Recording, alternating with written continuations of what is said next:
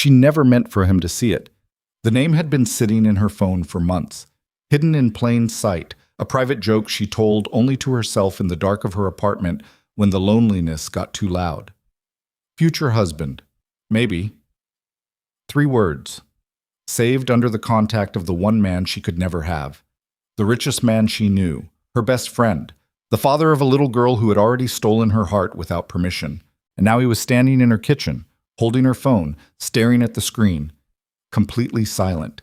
This is the story of 2 people who spent 5 years pretending they were just friends, and one rainy Thursday night that made it impossible to keep lying. If you've ever loved someone you were afraid to lose, stay with me until the end. Drop your city in the comments so I can see how far this story travels. Hit that like button and let's begin. Chicago in November had a particular cruelty to it. The wind didn't just blow, it found the gaps between your coat buttons, the space between your scarf and your jaw, and it pushed into those places like it had something to prove. The sky turned the color of old concrete before 4 in the afternoon, and the Lake Michigan, sitting gray and enormous on the city's eastern edge, churned like something restless and unsatisfied. It was the kind of city that hardened people who weren't already hard. And Ethan Cole had been hard for a long time. At 32, Ethan occupied a particular kind of exhaustion that had no clean name. Not burnout. That word belonged to people who worked too many hours at jobs that frustrated them. What Ethan experienced was more fundamental than that. It was the weight of living 2 completely separate lives simultaneously, and doing both of them alone. During the day, he was the version of himself that Chicago's business press had spent 3 years constructing into something almost mythological. Cole Capital's youngest managing partner. The turnaround king. The man who sees value, where everyone else sees wreckage. His fund had taken 11 companies in the previous 4 years, organizations most investors had written off as expensive lessons, and rebuilt them into things that actually worked. He had a gift for it, people said. For walking into a dying company, understanding exactly what had gone wrong, and convincing people who had already given up to try again. What the press never quite captured was how relentlessly unsexy the actual work was. 18-hour days reviewing financial disclosures, conference calls with creditors at 6 in the morning, sitting across from founders who had built something over decades and now had to listen to a 32-year-old in a decent suit tell them what needed to change. The meetings were rarely dramatic.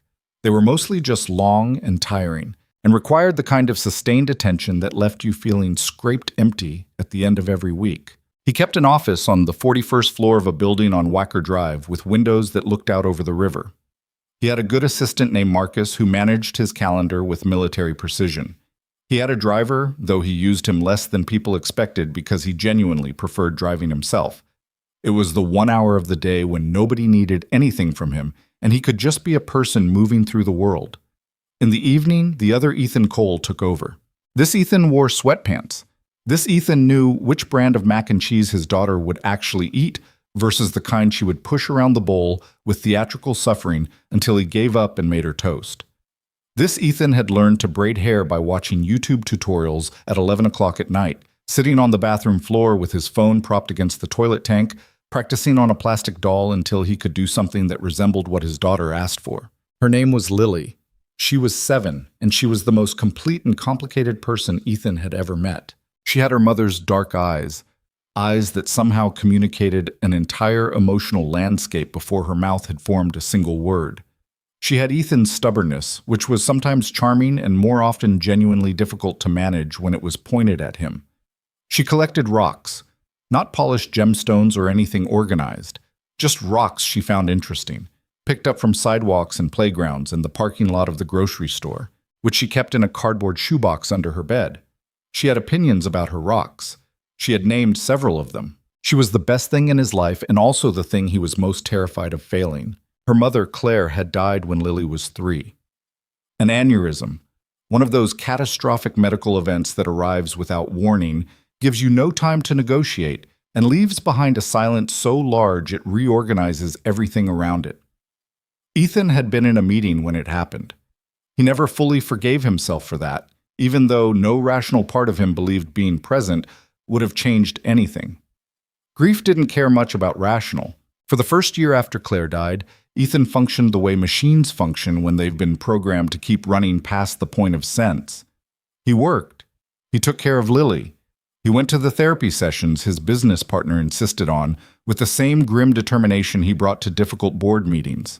He did not fall apart in any visible way, because falling apart visibly would have required surrendering control, and surrendering control, even momentarily, felt like something he simply could not afford. He got through it. He rebuilt around the loss the way people do, not by healing exactly, but by reorganizing the furniture of his interior life so that the empty space was less immediately visible. What he hadn't managed to rebuild was the willingness to be truly known by another person. He'd dated, a few times over the past 4 years, carefully, cautiously, women who were accomplished and interesting and fundamentally deserving of more than what he could manage to offer. It never lasted past 3 or 4 months, and the reasons were always slightly different on the surface. But underneath they were always the same. He couldn't make himself open up enough to matter. He could be charming and attentive and genuinely good company. But there was a locked room somewhere inside him, and he handed women the keys without telling them that the keys didn't actually work. The person who had somehow picked the lock without even trying, without Ethan noticing it happening, which was the part that baffled him when he thought about it too directly, was a 30-year-old waitress named Mia Bennett, who lived in a small apartment on the north side and had walked into his life through a birthday party for a mutual friend 5 years ago, introduced herself by stealing the last piece of his birthday cake before he could get to it, and said, without apology, that she had seen him eyeing it for 10 minutes, and if he'd actually wanted it, he should have moved faster. He had laughed so hard he'd knocked over his drink. And somehow, from that completely unremarkable beginning, she had become the most important person in his life that he wasn't related to. Mia Bennett would have described her life at 30 as manageable, which was the word she used when she wanted to sound reasonable and not like someone who cried in the parking lot of the grocery store sometimes because the price of good produce had gone up again and she'd had to do the math 3 times before putting a bag of bell peppers back on the shelf. She worked at a restaurant called Harlow's in Lincoln Park, a mid-range place that attracted a reliable stream of business lunches and date nights and large family dinners with complicated dietary restrictions and grandmothers who sent things back twice. She was a good waitress. She was efficient and warm and possessed of an almost supernatural ability to read a table in the first 90 seconds and calibrate exactly how much personality versus invisible professionalism the situation required. She worked doubles 4 days a week, sometimes 5, when someone called in sick and she needed the money. She lived in a 1-bedroom apartment on the 3rd floor of a building on Ravenswood that was clean and quiet and structurally fine, even if the heating was inconsistent in winter and the upstairs neighbor had a dog that paced at midnight like a furry metronome. The apartment was small enough that she'd learned to be creative about storage. Every surface that could serve double duty did. Her kitchen table functioned as a kitchen table, a desk, a crafting station, and occasionally a surface where she spread out bills and sat with a cup of coffee, trying to figure out which ones she could push a week. She had a degree in communications from a state school she'd worked through on scholarships and part-time jobs, and one ill-advised credit card that had taken 3 years to pay off. She had moved to Chicago at 24 with plans that had been reasonable at the time and had simply collided with the reality of what the city actually cost. She had intended the waitressing to be temporary. It was now 6 years and counting. The plan was always just around the corner. She would save enough to go back to school. She would land the marketing coordinator job she interviewed for. She would start the small catering side business she'd sketched out in a notebook that currently lived at the back of a kitchen drawer beneath a collection of takeout menus she never threw away. The notebook had 47 pages of notes and 0 progress, because progress required capital, and capital required time she didn't have. And time she didn't have required not working. Doubles. And not working doubles would mean the rent math stopped working, so she stayed exactly where she was, moving just enough to feel like motion without actually getting anywhere. She was also, though she would not have used this word herself, lonely. Not in a dramatic way. She had friends, real ones, women she'd met through work, and a book club she attended occasionally, and a yoga class she'd signed up for 2 years ago, and continued partly for the exercise, and partly because she liked the instructor, and partly because the studio was warm in winter, and she could stay for 90 minutes without spending money. She had her sister Jess in Milwaukee, who called every Sunday and with whom she could say almost anything. But there was a specific kind of loneliness that company didn't touch. The loneliness of coming home to a quiet apartment at 10:30 after a double shift and sitting on the couch in the dark for 10 minutes before turning on a lamp. Not because you liked the dark, but because the motion of turning on the light acknowledged that you were home. And home was just this, just you, just the quiet, just the small space that was entirely yours and entirely empty at the same time. She hadn't dated seriously in 2 years. There had been a guy named Derek who was attractive and financially stable and completely wrong for her in ways she hadn't recognized quickly enough. That had ended badly enough to leave a mark. After that, she'd been cautious. And caution had slid into avoidance, and avoidance had gradually become a kind of default that she told herself was intentional self-preservation. She was, she maintained, completely fine. She was not completely fine. And the person who knew this better than anyone, the person who had been watching her maintain this fiction for years and had the good sense not to say so directly, was Ethan Cole, who had his own equally well-maintained fiction, and who called her every Tuesday evening when she got off work, and who had somehow become as necessary to her daily life as her own heartbeat, without either of them ever discussing what that meant. The friendship, if you were going to call it that, and both of them called it that, loudly and often, the way you emphasize a word when you're trying to convince yourself it means what you're saying it means, had developed in the unremarkable organic way that real connections do. Not through grand gestures or meaningful conversations on park benches at golden hour, just through accumulation, just through time and proximity and the gradual discovery that another person was exactly the kind of company you wanted without having engineered it. In the first year, they were genuinely just friends. Friends who texted each other about television shows and sent photographs of things they thought were funny and had dinner once a month that stretched into 3 hours because neither of them wanted to stop talking. Ethan introduced her to his daughter when Lily was 4 because Lily was central to his life, and he didn't keep the central things from people he trusted. Mia brought Lily a set of watercolor paints and spent an afternoon doing art projects on Ethan's kitchen floor that resulted in 3 genuinely beautiful child paintings and 1 permanently stained grout line that Ethan still hadn't told his housekeeper the full truth about. Lily decided within approximately 45 minutes that Mia was her person. Children have this, an uncomplicated directness of affection that adults have spent years learning to suppress. Lily simply climbed into Mia's lap at one point, announced that Mia smelled like cookies even though she hadn't baked any, and that was apparently sufficient basis for a devoted friendship that had held steady for 3 years. In the second year, the friendship started to develop the particular texture of something that didn't need to announce itself. Mia had a rough month. Derek was part of it, and money was part of it, and a water leak from the apartment above that destroyed her bookshelf and took 6 weeks of arguing with her landlord to resolve.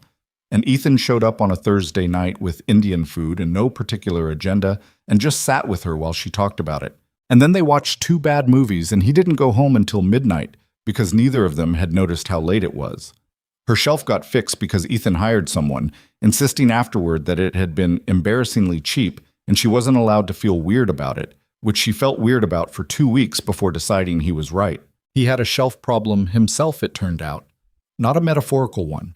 Literally a floating shelf in his home office that had been incorrectly installed by the previous owner and that he'd been meaning to fix for 8 months. Mia showed up one Saturday with a drill she'd borrowed from a neighbor and a how-to video bookmarked on her phone, and they spent 4 hours on it, which was 3.5 hours longer than it should have taken because neither of them was particularly good at it, and they argued twice about the level, and the finished shelf was not perfectly straight but was functional, and Ethan told her it was the best shelf in the building, which was objectively not true, but she laughed anyway. This was how they were together. Nothing was efficient, everything took longer than it should, and neither of them minded. By the 3rd year, Mia was present in Ethan's home the way only a few people are present in someone's life. Not constantly, not with any formal arrangement, but woven in. She knew where the spare key lived. She knew Lily's school schedule, and which teacher Lily currently found ridiculous and why. She knew what Ethan stress cooked when a deal was going badly. Always pasta, always too much of it, always at an unreasonable hour. And she knew that the pasta was never actually about being hungry. It was about needing to do something with his hands when his brain wouldn't stop. She texted him after bad shifts sometimes. He called her back. He texted her when Lily said something that broke his heart in a funny way, because Lily regularly did this without understanding the impact, and there was nobody else in his life he could send those messages to and have them fully land. Their friends, the mutual ones, the few who had become genuinely close over the years, Stopped asking if they were dating somewhere around year 2, which was about when they started exchanging looks. These were looks exchanged sideways. When Ethan said something that made Mia laugh, or when Mia defended some position with the cheerful stubbornness she brought to everything, and Ethan watched her with an expression that had no casual business being on someone's face when they were looking at their friend. Rachel, Mia's closest friend from Harlow's, had said it plainly about 18 months ago. "You know he's in love with you." "He's not," Mia said. "I've met him 5 times." "He's not. We're friends. It's different."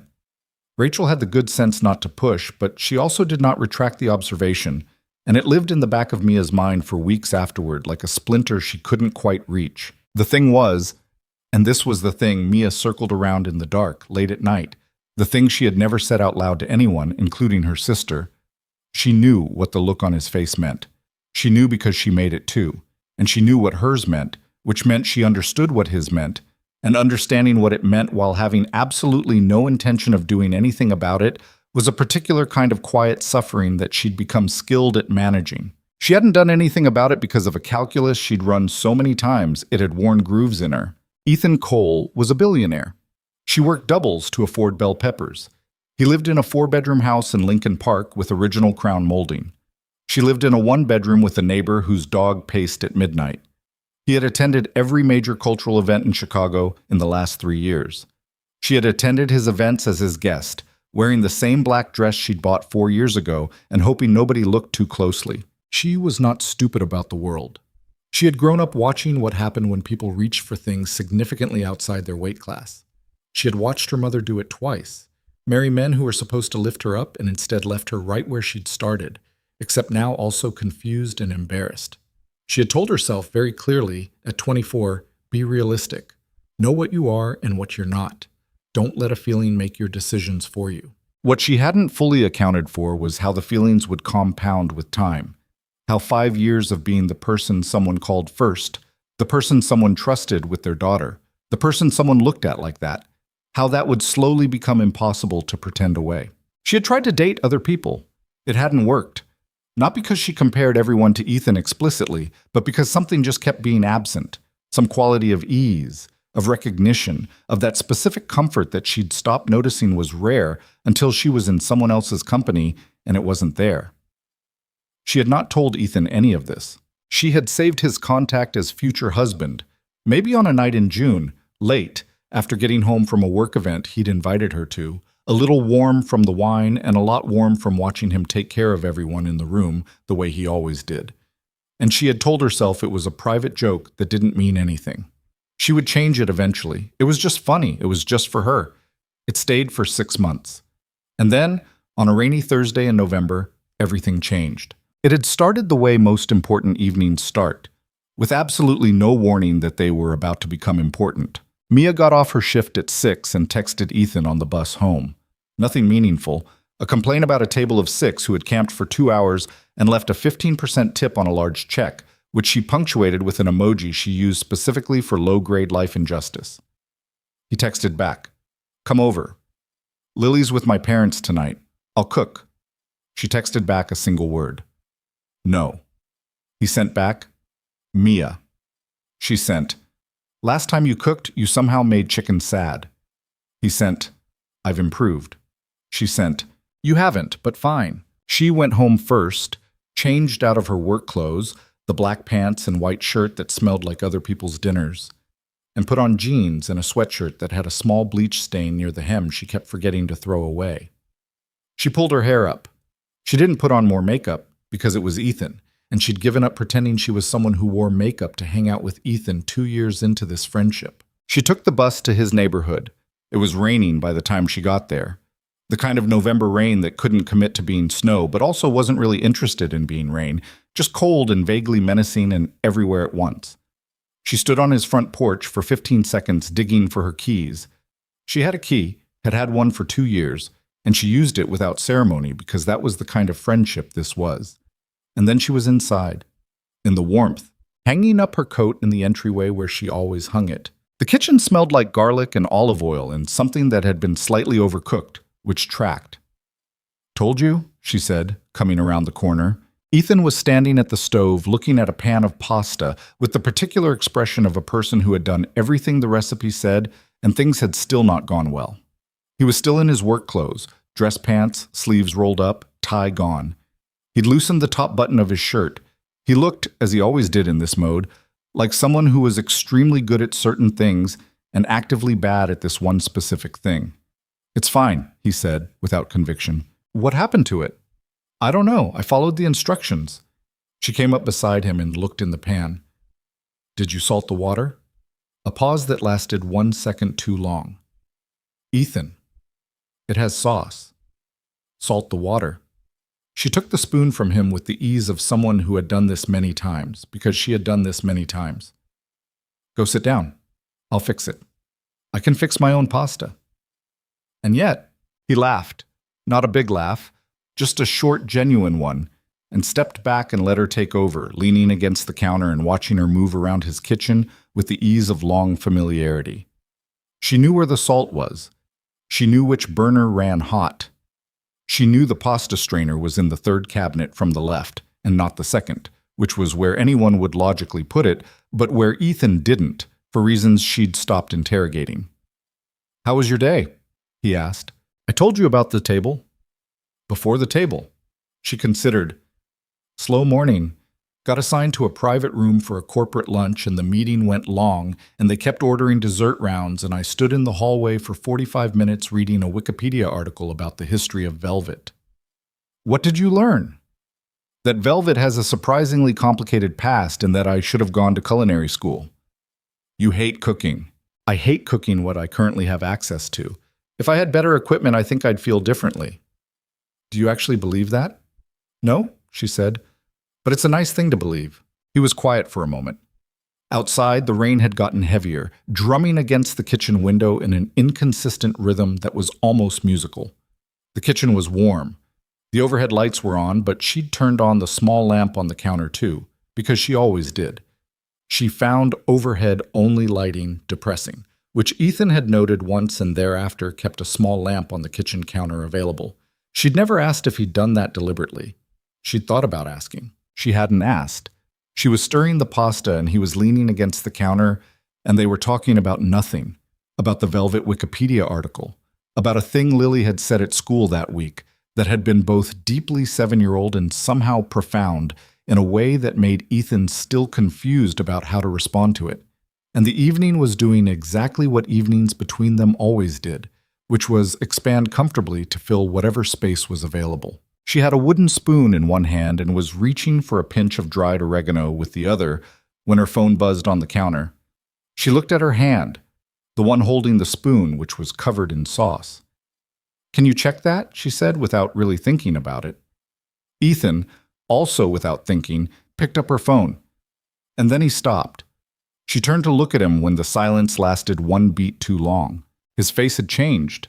Not dramatically. Ethan's face rarely changed dramatically. He'd spent years cultivating the ability to not telegraph what he was thinking.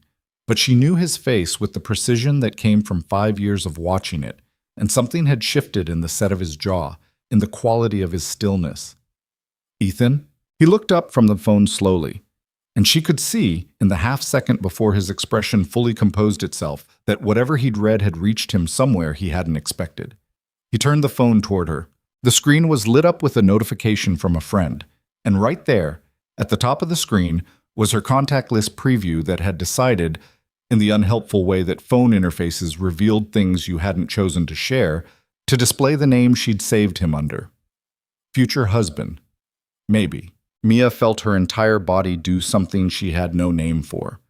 A kind of thermal event. Heat, rushing upward through her chest, into her face. The spoon was suddenly wet and heavy in her hand. The pasta had stopped mattering. She reached out and took the phone from him. Her voice, when it came, was trying very hard to be normal. "It's a joke. It's silly. It's just, Mia. It's nothing. It's one of those things you put in your contacts when you're... It was a long time ago. I don't even... Mia." His voice was quiet. Not alarmed, not amused, not anything she could easily categorize. "Stop." She stopped. The rain against the window, the low sound of something still cooking, the small lamp casting a warm circle on the kitchen counter between them. She looked at the phone in her hands. Then she looked at him, and she could tell, from the way he was looking back at her, steady, unhurried, with something in his eyes that she had spent years refusing to name, that this was not something she was going to be able to laugh off. Not this time. It was a joke, she said again, quieter. Not convincingly. Was it? She didn't answer for a long moment. The pasta was definitely overcooking again, and some distant part of her brain registered this and let it go. I don't know, she finally said. Honest, painful, honest. Ethan set down the phone, carefully, like it was something that mattered, and looked at her. Tell me, he said. She told him, not all at once. It came out the way true things tend to come out, in pieces, without particularly good transitions, the narrative logic emerging halfway through rather than being present at the start. She put down the spoon. She turned off the burner. She leaned against the counter opposite him, and he stayed where he was, and they stood facing each other in his warm kitchen while rain came down outside. And she told him the things she'd been holding for the better part of a year. It was in June, she started, after that benefit thing you brought me to, the one at the Art Institute. He nodded. He remembered it. You spent the whole night. There were all these people, important people, people who probably needed things from you, and you kept... She paused. She was picking her words with unusual care, which wasn't her normal mode. Mia's normal mode was direct and fast. There was a woman, early in the night, one of the event organizers. She was having a panic attack in the hallway. Nobody else noticed. You noticed. I remember. You spent 20 minutes with her, just calm, just talking her through it, getting her water, staying until she felt okay. And you never mentioned it. You just came back and poured me a glass of wine and made a joke about the canapes. She exhaled. And I don't know, something about that... Her voice changed register slightly. I don't know how long I'd been feeling it, honestly. I think I'd been lying to myself for a while. But that night, it was just very clear. Ethan didn't say anything. He waited the way he did, patiently, without filling silences to make them easier, which was one of the things about him that had always been both comforting and disarming. When I got home, I'd had some wine, I was feeling... She laughed, a small, uncomfortable sound.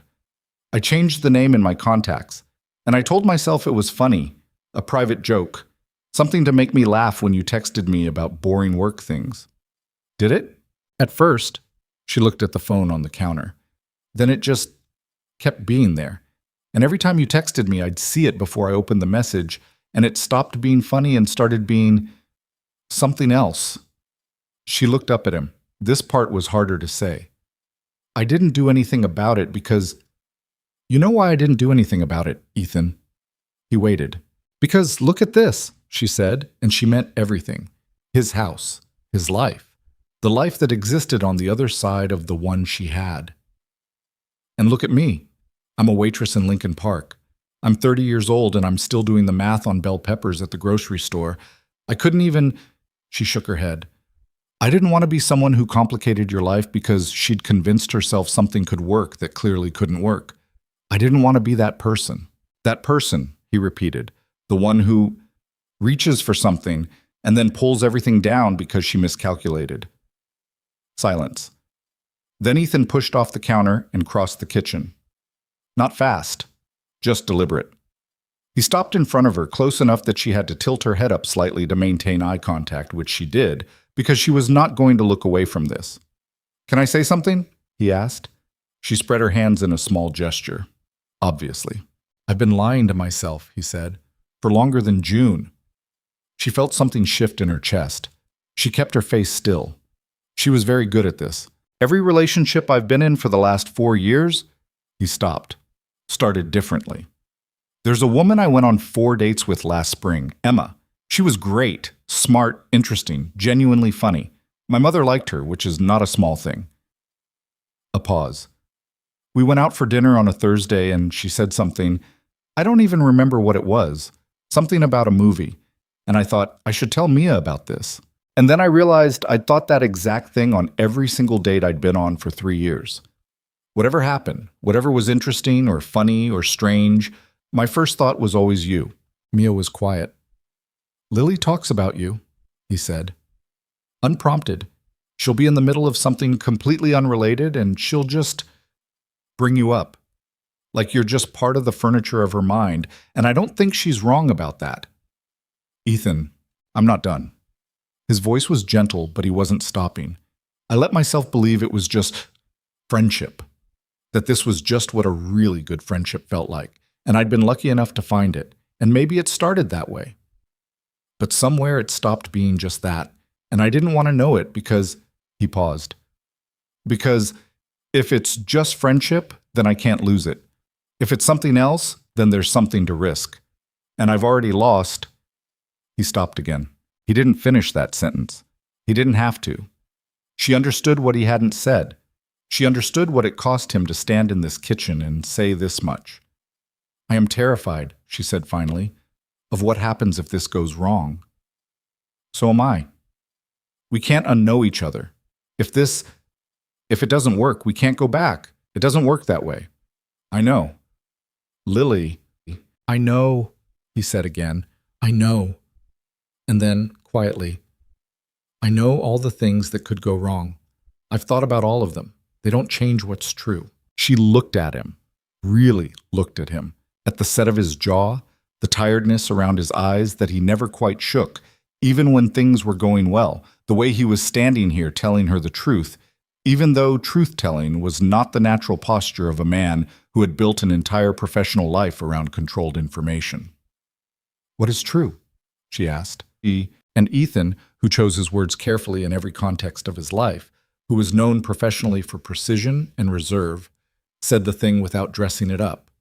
"That you're already the center of it, my life. You've been there for 3 years, and I was just trying very hard not to know it. The rain, the lamp, the cold oregano in its small jar on the counter." Mia looked at the floor for a moment. Then she looked back up at him. "Okay," she said. Soft. Not a grand admission, just an acknowledgement, a door cracking open. "Okay? Okay, I hear you. She exhaled, and something in her release that had been held taut for a long time. "I'm scared." "I'm scared too." "You don't look scared." "I'm extremely scared." She almost smiled. "The pasta's ruined." He glanced back at the stove. "It was already ruined before you touched it. I had a chance to save it and I got distracted. That was my fault." "Yeah," she said. "It was." He reached out then, carefully, giving her every opportunity to step back, and took her hand. Just held it. She looked down at their hands and then back up at his face, and for a moment neither of them moved, like they were each waiting for something to arrive that told them what came next. What came next was not a dramatic declaration. What came next was not fireworks or certainty or the dissolving of every fear she'd named. What came next was Ethan raising an eyebrow and saying, in the quiet, careful voice of someone who was trying very hard not to smile, "The problem isn't that you called me future husband." She waited. "It's that you added maybe." She laughed. It came out of her before she could catch it. Real laughter, startled and genuine, the kind that took her whole face. She pressed her free hand over her mouth, which did nothing to contain it, and standing there in his warm kitchen, with the pasta ruined and the rain still coming down, and every important, frightening, genuinely uncertain thing still exactly as uncertain as it had been 20 minutes ago, he kissed her. It wasn't like movie kisses. It was slower than that and quieter, and there was a moment in the middle of it where she was still laughing slightly and he was smiling against her mouth, which was awkward in a human way that somehow made it more real. When they stepped apart, both of them were a little unsteady. Mia looked at him. Something in his face had changed. Something loosened, some sustained holding back that she recognized because she'd been doing the same thing. "I still have a lease," she said. 6 months left." "Okay.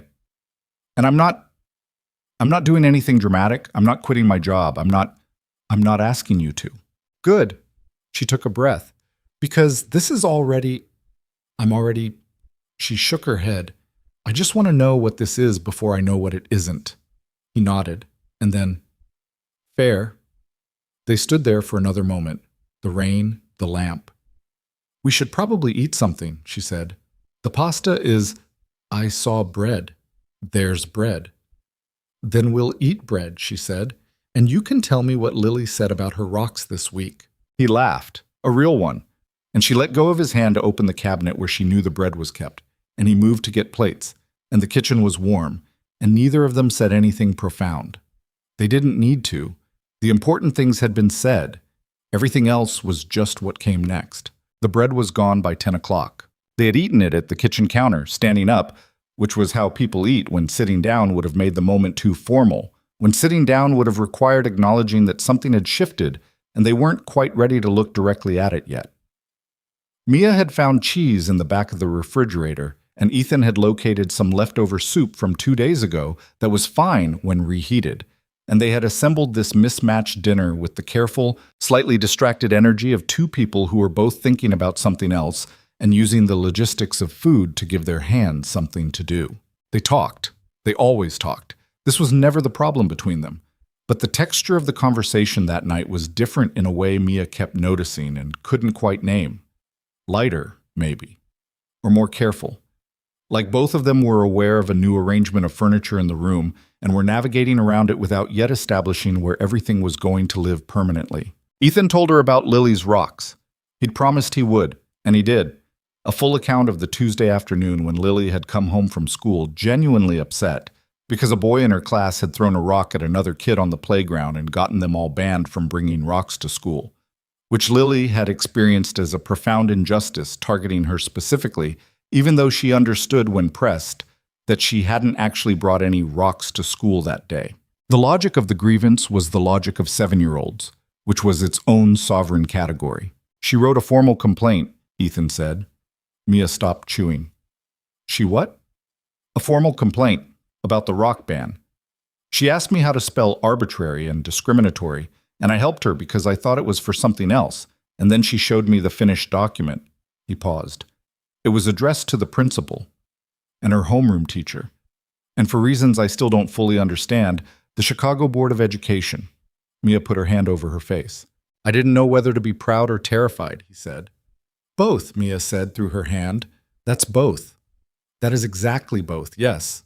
They talked about Lily for a while longer, and then they talked about a restaurant Ethan had been to for a client dinner that he thought Mia would have opinions about, and she did.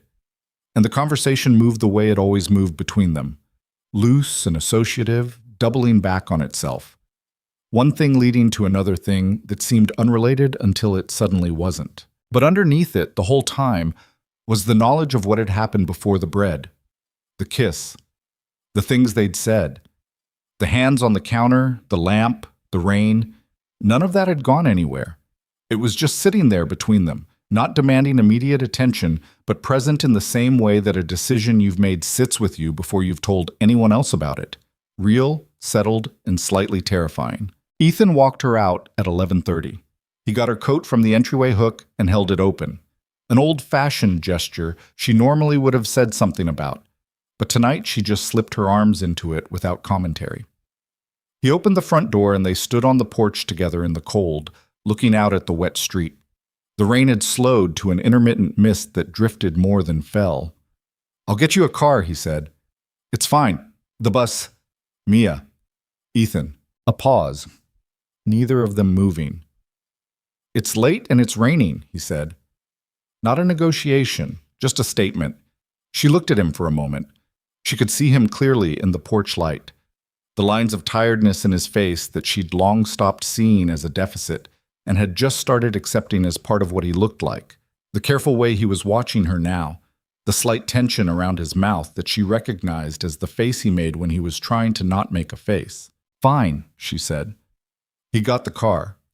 He stood on the porch until it arrived, which was 7 minutes because it was a Thursday night in November, and they were in Lincoln Park, not Logan Square. She got in. She looked back at him through the window. He raised one hand, a small wave, nothing dramatic. And then the car pulled away, and she faced forward and watched the wet street slide past. She didn't get out her phone, she didn't text Rachel, she didn't do anything at all for the 15-minute ride home, except look at the city through the window and think about the fact that the contact name was still there, in her phone, unchanged, and that when she'd looked at it tonight in his kitchen, she'd felt something she couldn't call a joke anymore. She didn't change the name when she got home. She didn't do anything. She sat on her couch in her coat for 5 minutes, an old habit, the decompression ritual, the sitting in the dark before turning on the lamp. And then she got up and brushed her teeth and went to bed. Her phone lit up at midnight when she was almost asleep. One text. Got home okay? She smiled at the ceiling. She typed back, I was the one in the car. He replied, I know, still asked. She put the phone face down on the nightstand. She lay in the dark for a while. Her apartment was quiet. The dog upstairs wasn't pacing tonight.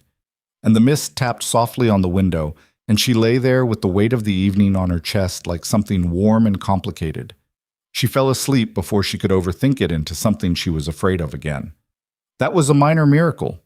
The morning, however, had no such grace to offer. She woke up at 7:15 to a shift that started at 9, and in the 10 seconds between opening her eyes and full consciousness, she had exactly that much peace before the previous night arrived in full.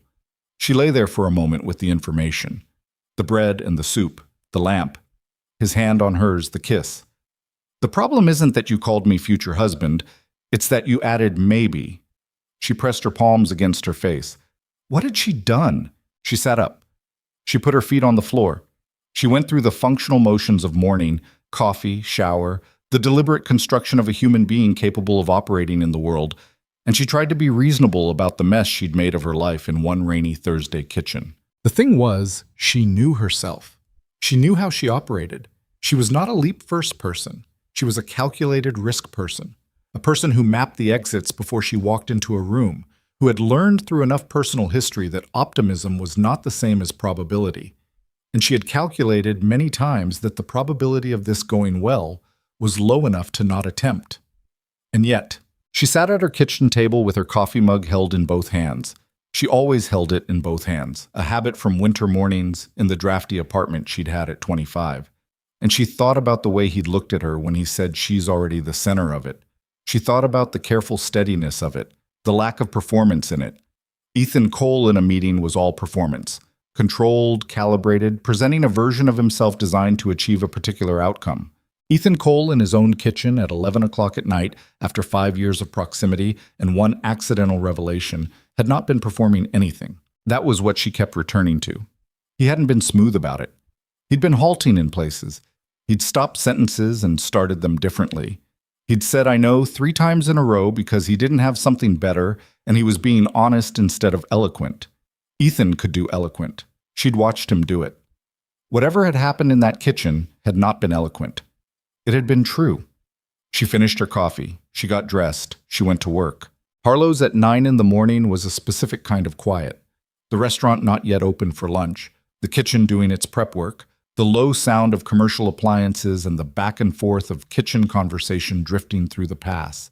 She tied on her apron, checked the table assignments, and got through the morning on the automatic competence of someone who had done this long enough that it lived in her body without requiring her full attention. Rachel found her during the pre-lunch lull. You look like you either had a very good night or a very bad one, Rachel said, leaning against the service station counter. I'm fine.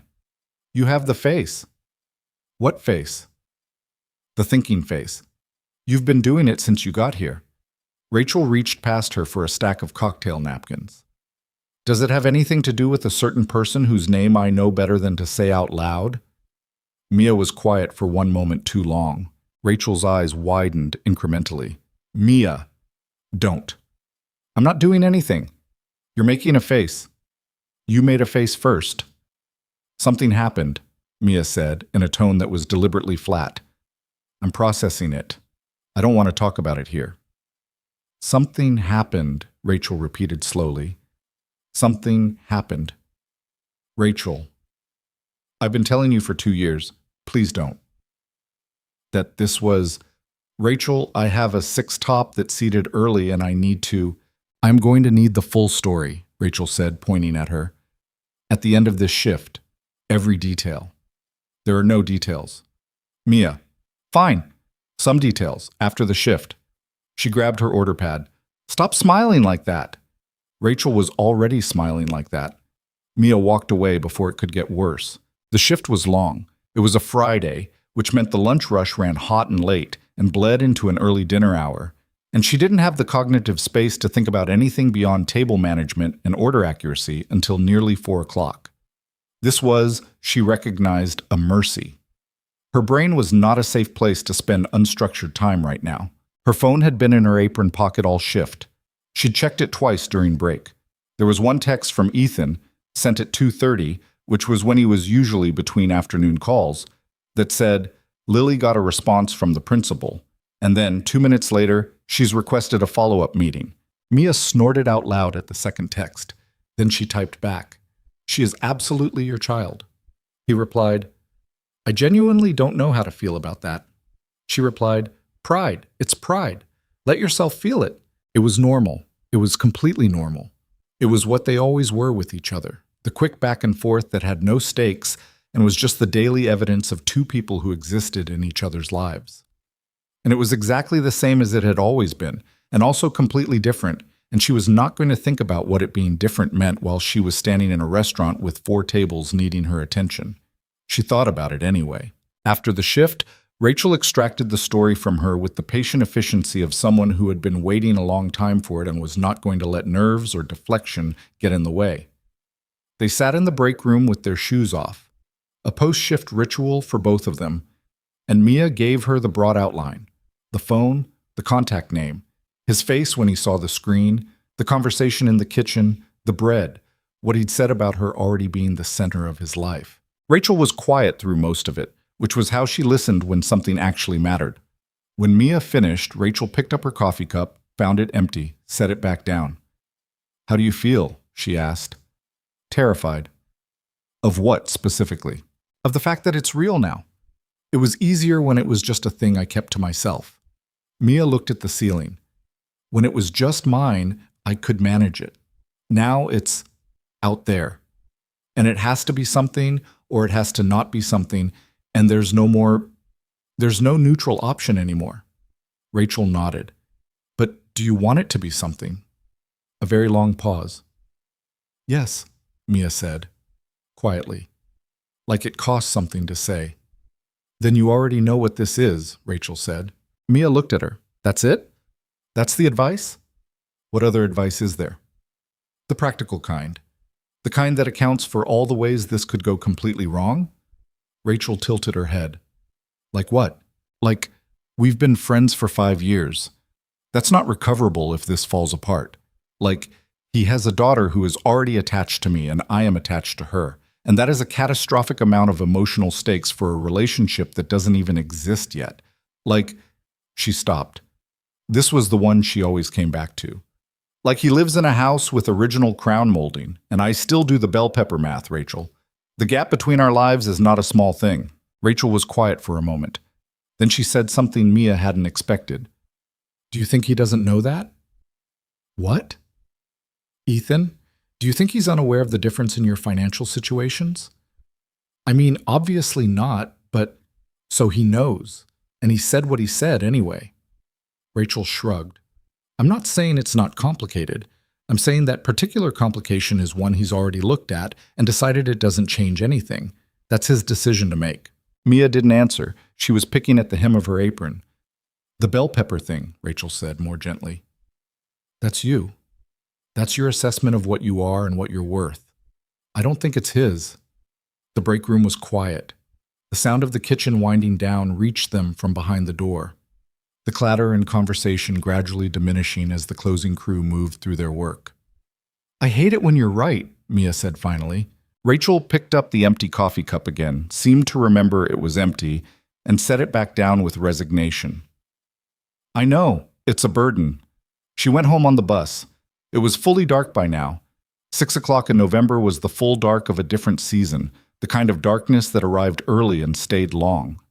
She sat near the window with her coat pulled close and watched the lights of the city pass. Her phone buzzed. Not Ethan this time. Her sister, Jess. A Sunday call tradition broke in midweek, which meant something had either happened or Jess had sensed a disturbance in the universe with the particular sibling sonar she'd always had. Mia let it go to voicemail. She'd call back tomorrow. She wasn't ready to explain this twice in one day. She got home. She changed. She made eggs, which she could cook competently because eggs were forgiving and she didn't have to think. She ate at her kitchen table with her phone beside her, face up, and she looked at the contact name for a long moment. Future husband. Maybe. She put the phone down. She ate her eggs. She thought about Rachel's words. That's your assessment of what you are and what you're worth.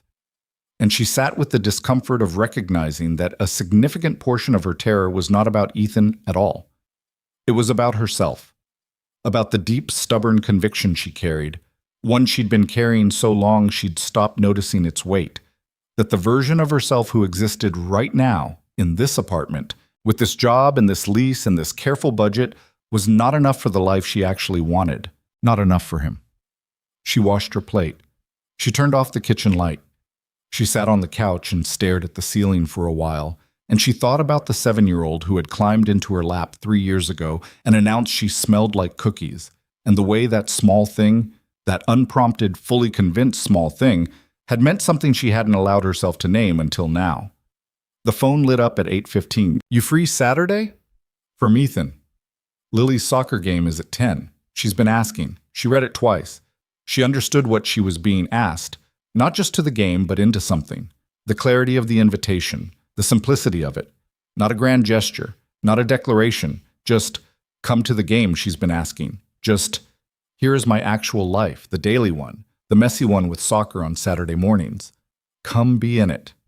She typed back, I'll be there. He replied immediately, she's going to tell you about the principal situation in person. Be prepared. I am never prepared for your daughter, she typed back. Nobody is. A pause. Then, that's kind of the point. She set the phone down and looked at the room. Her careful small room with its double-duty surfaces and its back drawer notebook and its 3-year-old black dress hanging in the closet. And she felt something move through her that was not exactly peace and not exactly certainty, but was something adjacent to both. Something like the sensation of deciding. She still didn't know how this was going to go. She still couldn't run the calculus and get a comfortable answer. She still had a lease and a notebook with 47 pages of untouched plans and a bell pepper problem that wasn't going anywhere because someone had kissed her in a kitchen. But she was going to the soccer game on Saturday, and maybe that was enough to start with. Across the city, Ethan Cole was sitting in his home office at a desk that had papers on it he should have been reviewing for an hour. He had not reviewed them. He had reviewed them for a combined total of about 12 minutes and had spent the rest of the time in a particular kind of distracted stillness that his business partner would have found alarming and his therapist would have found encouraging. He'd handled difficult things his whole adult life. He'd walked into rooms where companies were dying and people were panicking and told them to stay calm and here's what we do next. He'd held Lily's hand in a hospital waiting room at 3 years old and explained that her mother wasn't coming home, and he'd held himself together for that conversation through something he still didn't fully understand, some deep reserves of composure that he would not have predicted he possessed. He had navigated years of grief and single parenthood and professional high stakes with a surface of steadiness that was mostly not actually a performance. It was a real thing he'd built out of necessity. He was not currently steady. He was sitting in his home office looking at a deal memo with a pen in his hand, and he kept reading the same paragraph because his brain kept skating off it and landing back on Mia's kitchen, which was not his kitchen, but which had been her territory in his house for 2 years. Her lamp, her preferred burner, her knowledge of where he kept the pasta strainer incorrectly. He thought about what she'd said. I didn't want to be someone who complicated your life because she'd convinced herself something could work that clearly couldn't. He understood that logic. He recognized it. It was the same logic he'd been applying from his own side for a different set of reasons. The friendship was too important to risk. The friendship was already everything. Why reach for something when what you had was already more than most people managed to build? The problem with that logic, he'd realized somewhere around the 3rd year, was that it required you to keep performing a version of what you were that you'd already outgrown. And performance, sustained long enough, stopped being protection and started being just plain exhausting. He put the pen down. He thought about Saturday, the game, Lily, the look on Mia's face when Lily said something incomprehensible and 7-year-old, and Mia laughed the real laugh, the one that was different from her professional warmth and her social charm, and was just her, fully, momentarily unguarded. He picked the pen back up. He reviewed the deal memo. Slowly, and not particularly efficiently, but he got through it. It was progress. Saturday arrived with the specific aggressive brightness of a late November day that had decided to be clear as compensation for the past week of gray. Cold, genuinely cold, the kind that turned breath visible and made the grass on the soccer field crunch slightly underfoot, but lit up and sharp-edged in the way that made Chicago beautiful for exactly the people who could tolerate it. Mia arrived at the field at 9:50 in jeans and boots and a coat she'd bought 2 years ago that was warm enough and not particularly stylish, and she found Ethan on the sideline already with a travel mug of coffee and a slightly harassed expression that meant Lily had been difficult about something in the car. Lily herself was visible across the field with her team. 7-year-olds in oversized yellow jerseys, warming up with the chaotic energy of small people who had been told to run in a direction and had interpreted this instruction loosely. "She refused to eat breakfast," Ethan said, by way of greeting. "Why?" "She said she performs better on an empty stomach." "Where did she hear that?" "Here." "I have no idea. She said it like she read it somewhere, but she can't read chapter books yet, so I genuinely don't know." He handed her the coffee mug without discussion. She took it without discussion. This was an established fact between them. She arrived places cold, and he always had coffee, and she always stole some of it, and neither of them had ever named this arrangement out loud. "Did you tell her that's not how it works?" "I tried.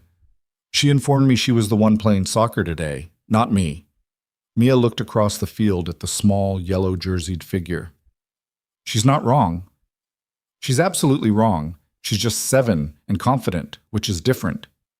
"You love it." He said nothing, which was confirmation. Lily spotted Mia approximately 45 seconds later and changed course from whatever warm-up drill she'd been nominally participating in with zero hesitation. She came across the field at a run, which caused her coach to call her name in mild protest. "MIA!" She arrived at full speed, and the hug was the full-body contact version, arms and momentum together. Mia caught her, which required a certain amount of bracing. "Hey, Bug, I have to tell you about the principal." Lily stepped back and her face took on the expression she wore for important information. Very serious, slightly offended on behalf of justice. "She said the rock ban was a school safety policy and she appreciated my concerns." "That sounds reasonable," Mia said carefully.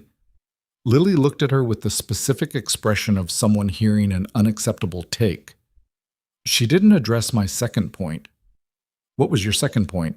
"That the ban was applied retroactively to people who had never done anything wrong." There was a pause.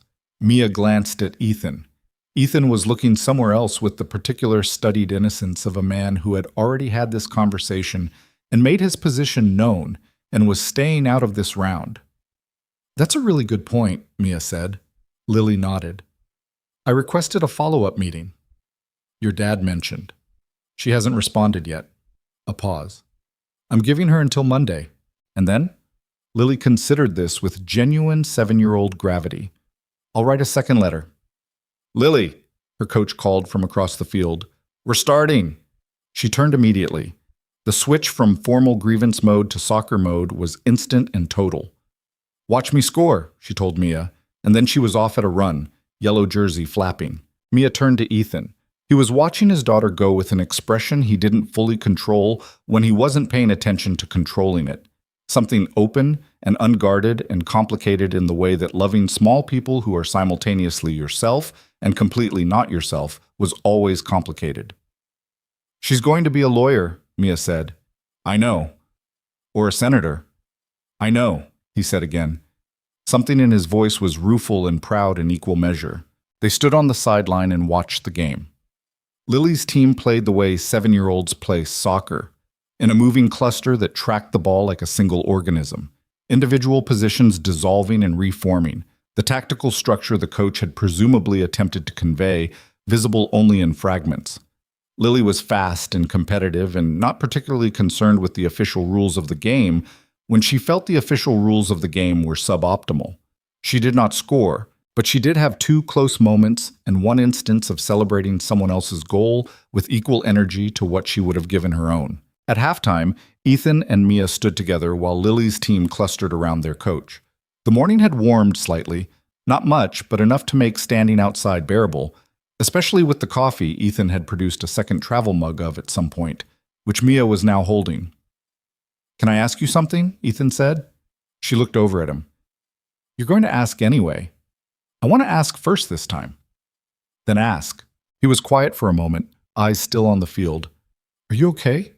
"With—" He stopped, started again. "With how things are. Right now. I'm not trying to push anything. I just want to know you're okay." She thought about Rachel in the break room. She thought about sitting on her couch looking at the ceiling. She thought about the 47 pages in the drawer notebook and the bell pepper math, and all the calculations she'd run, and the way none of them had produced the outcome she'd been managing toward. "I'm scared," she said. He turned to look at her. "But I'm okay," she added. "Those are different things." He held her gaze for a moment. Then he nodded, once, and turned back to the field. "That's honest," he said. "I'm trying it out." Something at the corner of his mouth. Not quite a smile yet. "Looks good on you. Don't push it." "I'm not pushing anything. You said so yourself." "I said you said so." "Close enough." And on the field, a whistle blew, and Lily's team surged back into formation, and Mia handed him back the coffee mug, and they stood together in the cold, clear morning watching a 7-year-old who had formally protested a rock ban pursue a soccer ball with the absolute conviction that the universe was organized around her particular path to victory. It was not a perfect morning. Mia's boots were not warm enough for this sustained outdoor exposure, and her toes were getting numb. Ethan's second coffee had gone cold. A kid on the opposing team scored twice in the second half, and Lily was vocal about this in ways that required her coach's gentle intervention. The parking situation afterward was a minor disaster involving a badly parked SUV that had everyone shuffling. But walking back to Ethan's car with Lily between them, Lily holding both their hands, chattering about the second half with the unself-conscious certainty of someone who had already processed the loss and reorganized it into a narrative where she had performed well regardless, Mia felt something she hadn't felt in a long time. Not happiness, exactly. Something quieter and more durable than happiness. Just, this is real. And I am here. And I'm choosing to be here. Lily was explaining a new development in the rock situation.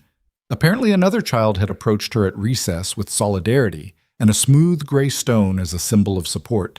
And Ethan was listening with the attentive patience he always brought to his daughter's world, asking questions that were real questions, not the condescending simplifications adults often used. Mia looked at him over Lily's head. He caught her looking. He didn't say anything. She didn't either.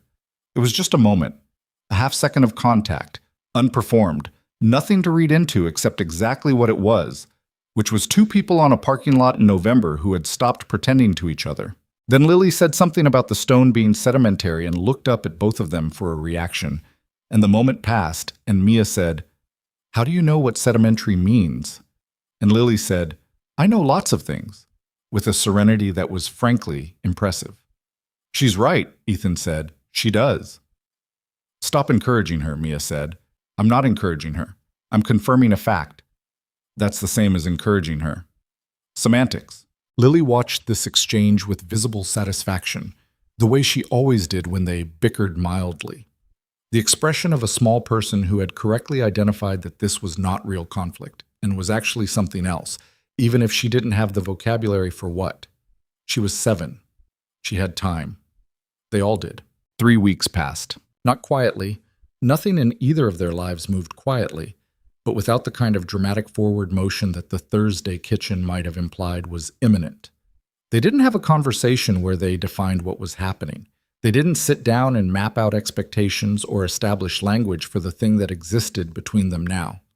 This was partly because neither of them was naturally inclined toward that kind of explicit emotional architecture, and partly because the thing between them was still new enough that naming it too precisely felt like handling something fragile before it had fully set. What they did instead was what they'd always done.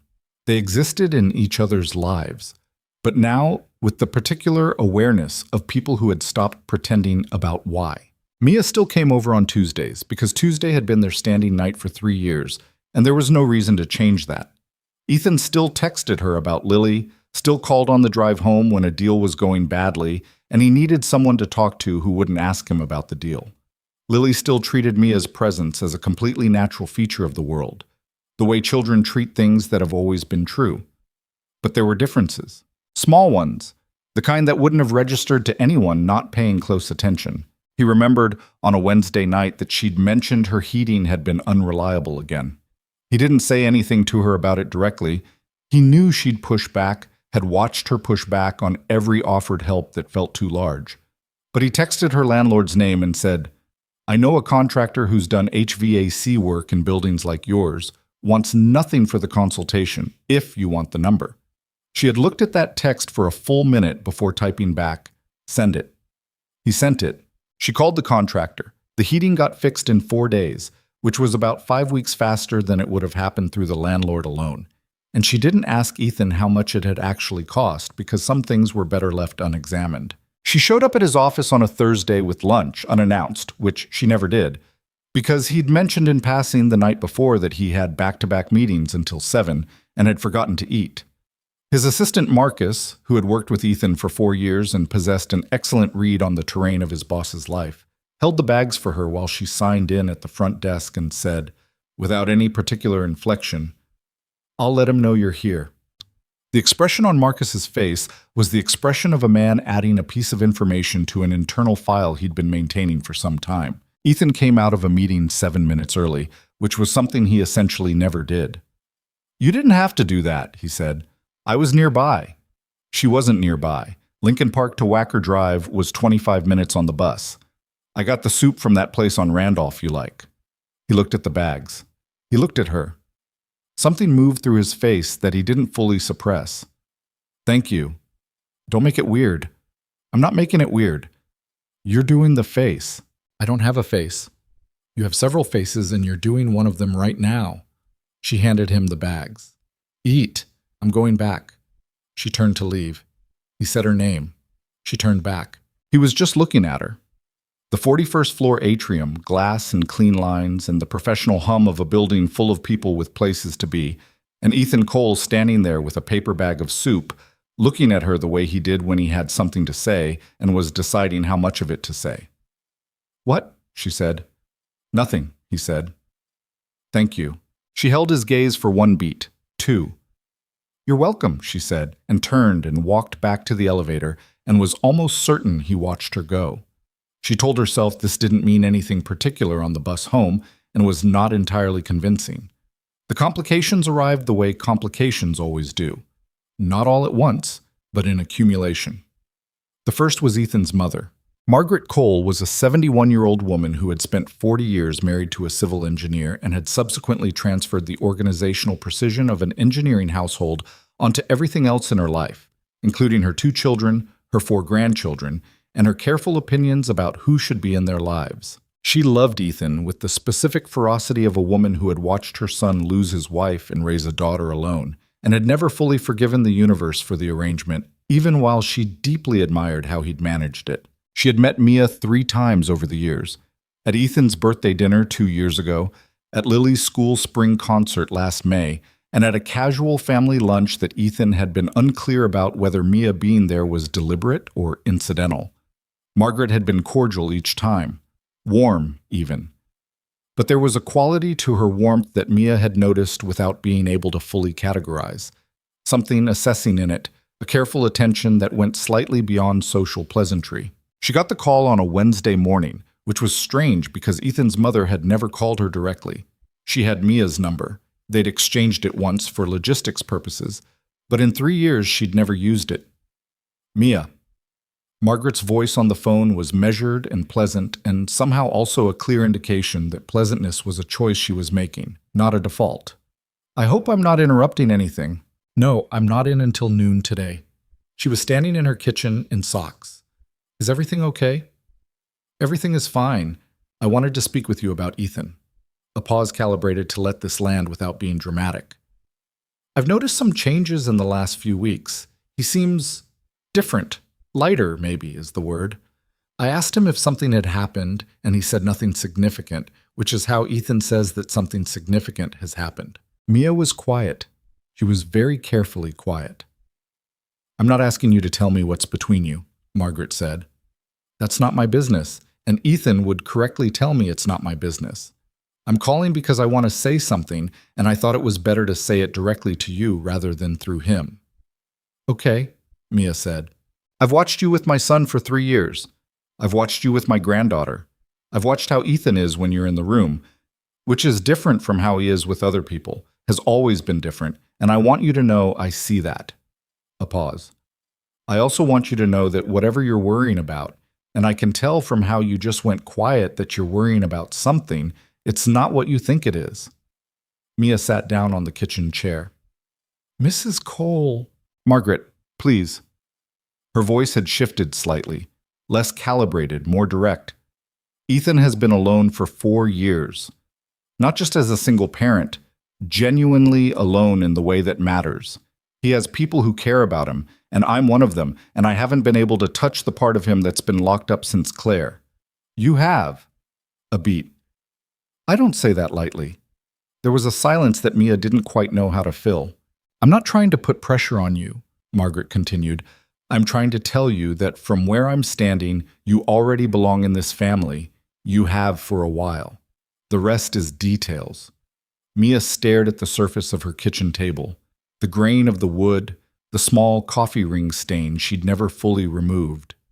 Thank you, she said finally. Her voice was slightly less steady than she would have liked. That means, I appreciate you saying that. Don't thank me. Just don't let yourself get in your own way. Another pause, and then something that might have been a smile entering her voice. Also, Lily told me you're helping her draft a follow-up letter to the principal. I want you to know that I consider that genuinely above and beyond. Mia laughed, surprised out of it. She ambushed me with the draft. She ambushes everyone. She learned it from her father. A dry beat. He did the same thing to board members for 3 years before I recognized the pattern. After she hung up, Mia sat at the table for a long time. The kitchen was quiet. The heating worked now. She looked at her phone, not at any specific notification, just at the screen, the familiar architecture of it. She thought about what Margaret had said. You already belong in this family. She thought about how much she'd wanted to dismiss the words as kindness, the reflexive move, the self-protective one, and how she hadn't been able to. They had landed somewhere that deflection didn't reach. She called her sister Jess at noon before she went into work, because she'd been putting it off for 2 weeks and it was becoming conspicuous. Jess, to her credit, let Mia finish the whole story before she said anything. This was not Jess's natural mode. Jess's natural mode was to identify the point and respond to it, which made her an excellent project manager and a slightly exhausting person to process things with. But she held the impulse in check. When Mia finished, there was a brief silence. So let me get this straight, Jess said. He told you you're the center of his life. More or less. And he kissed you? Yes. And you went to his daughter's soccer game? Yes. And his mother called you? Yes. Mia. A pause. What exactly are you waiting for? I'm not waiting for anything. I'm being careful. You're being you. What does that mean? It means, Jess said, with the careful directness of someone who had been practicing this specific conversation in her head for years, that when something good is right in front of you, you find reasons to audit it. You go looking for the structural flaws. You run the numbers until you can prove it doesn't add up, and then you use that as permission to not take the risk. The kitchen, the window, the heating that worked now. That's not what I'm doing, Mia said. It's a little bit what you're doing. She didn't answer. He's not a risk calculation, Jess said more gently. He's a person who has been in love with you for what sounds like years, who knows exactly what your life looks like, and who kissed you in his kitchen while the pasta was burning. That's not a spreadsheet problem. A pause. That's just life. You have to just live it sometimes. Mia went to work. She moved through the shift on competence and muscle memory the way she always did when her head was somewhere else entirely.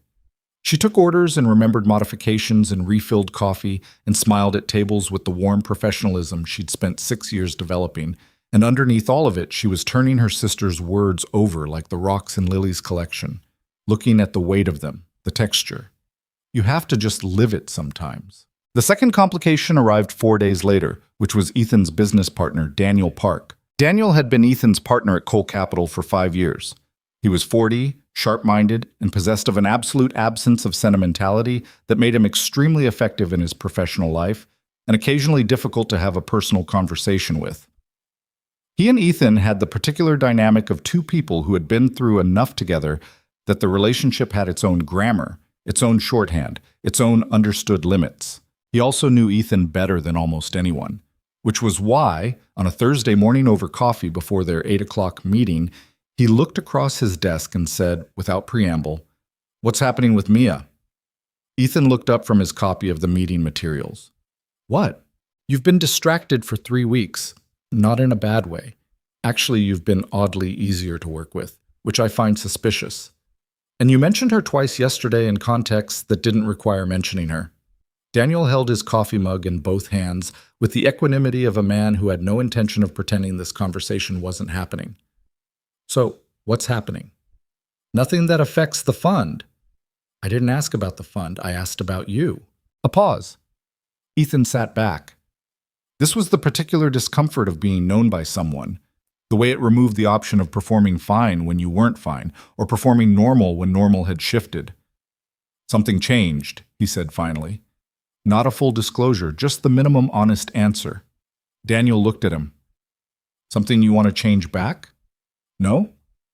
"Then what's the problem?" "I didn't say there was a problem." "You're sitting there like there's a problem." Ethan set down the meeting materials. He looked at his partner, at the practical, unsentimental face of a man waiting for actual information with the patience of someone who had sat through enough long silences in negotiating rooms that he could wait out almost anything. "She's scared," Ethan said, "of the gap between our lives. She has it in her head that it's a reason for this not to work." "Is she wrong that the gap exists?" "No, the gap exists. But you don't think it's a reason." "I think it's a complication.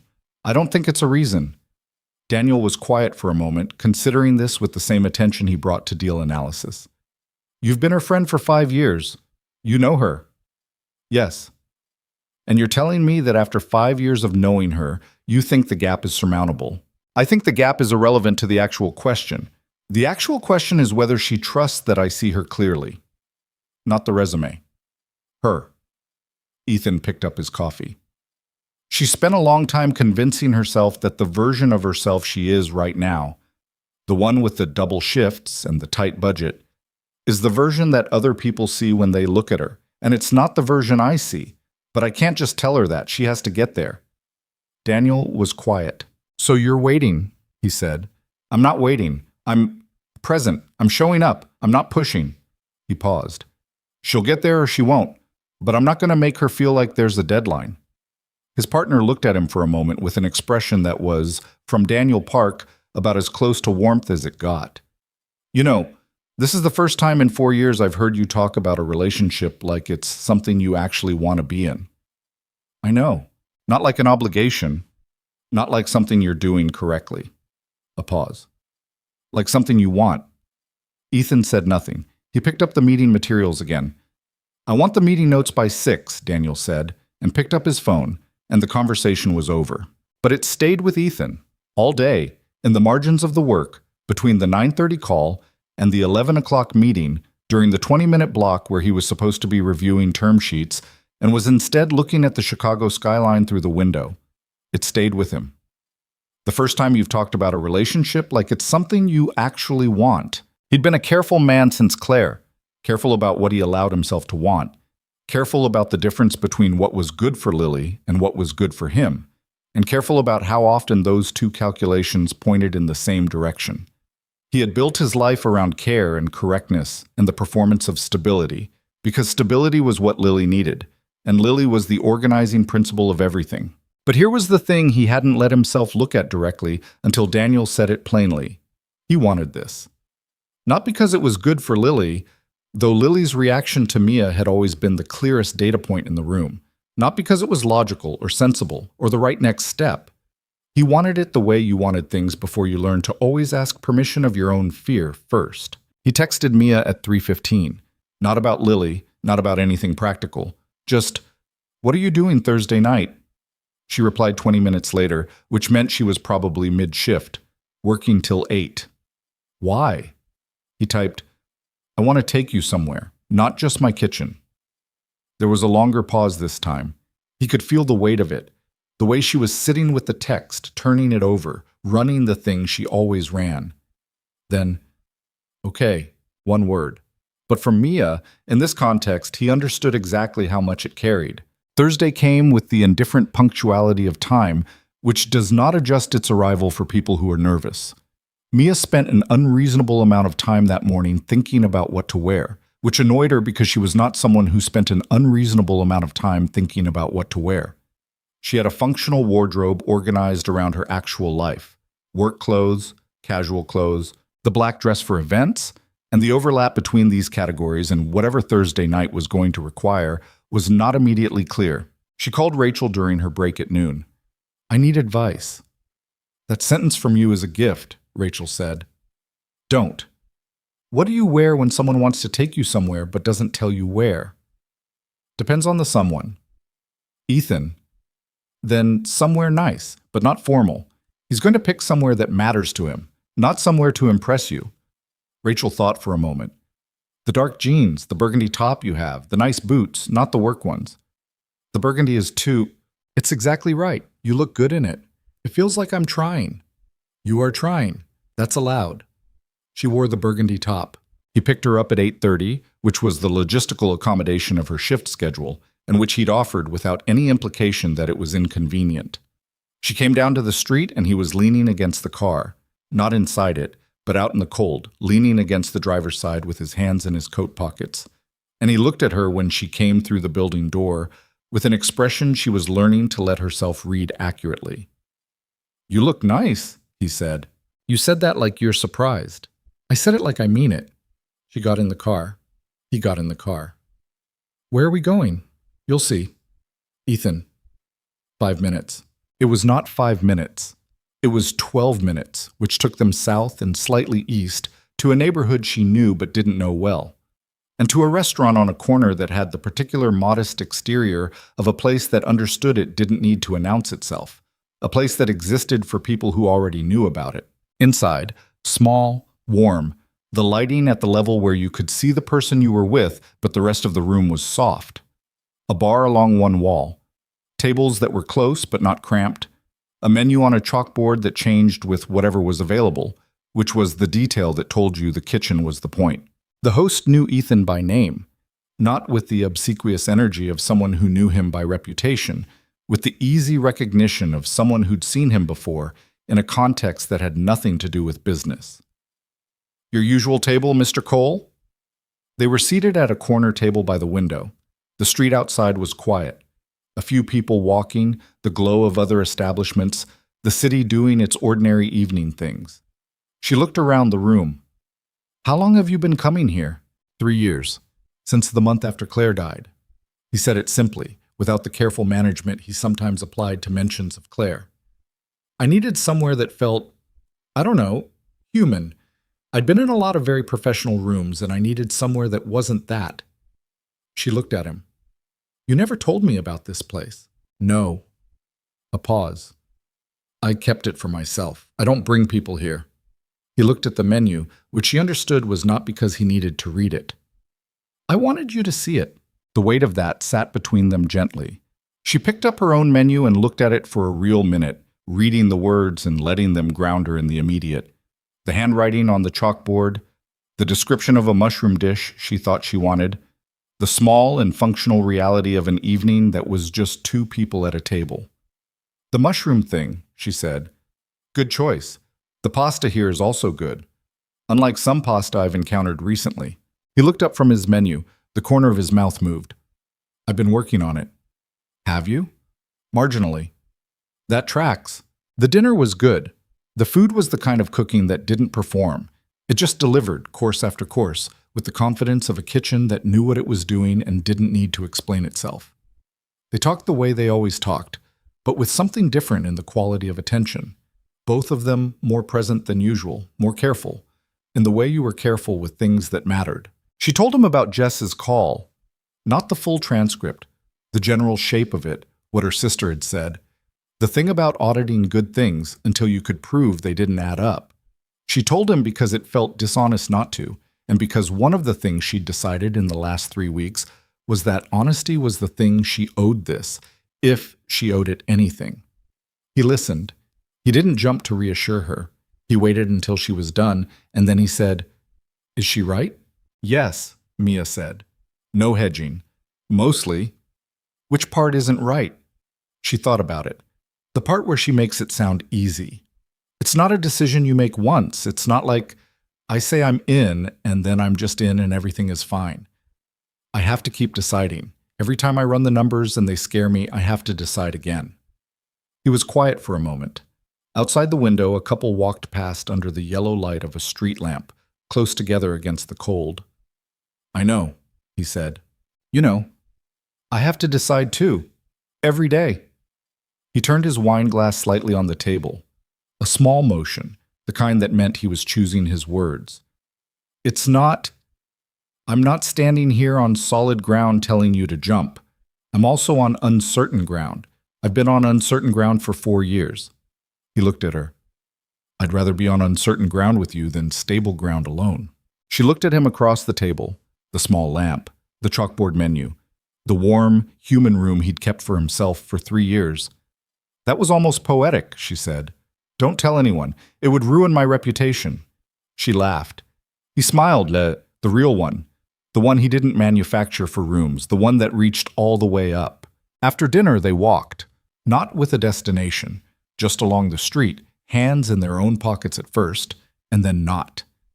He reached for her hand somewhere around the second block, not dramatically, just reached, and she let him, and they walked the rest of the block like that in the cold, which was the kind of cold that sharpened everything, made every sensation clear.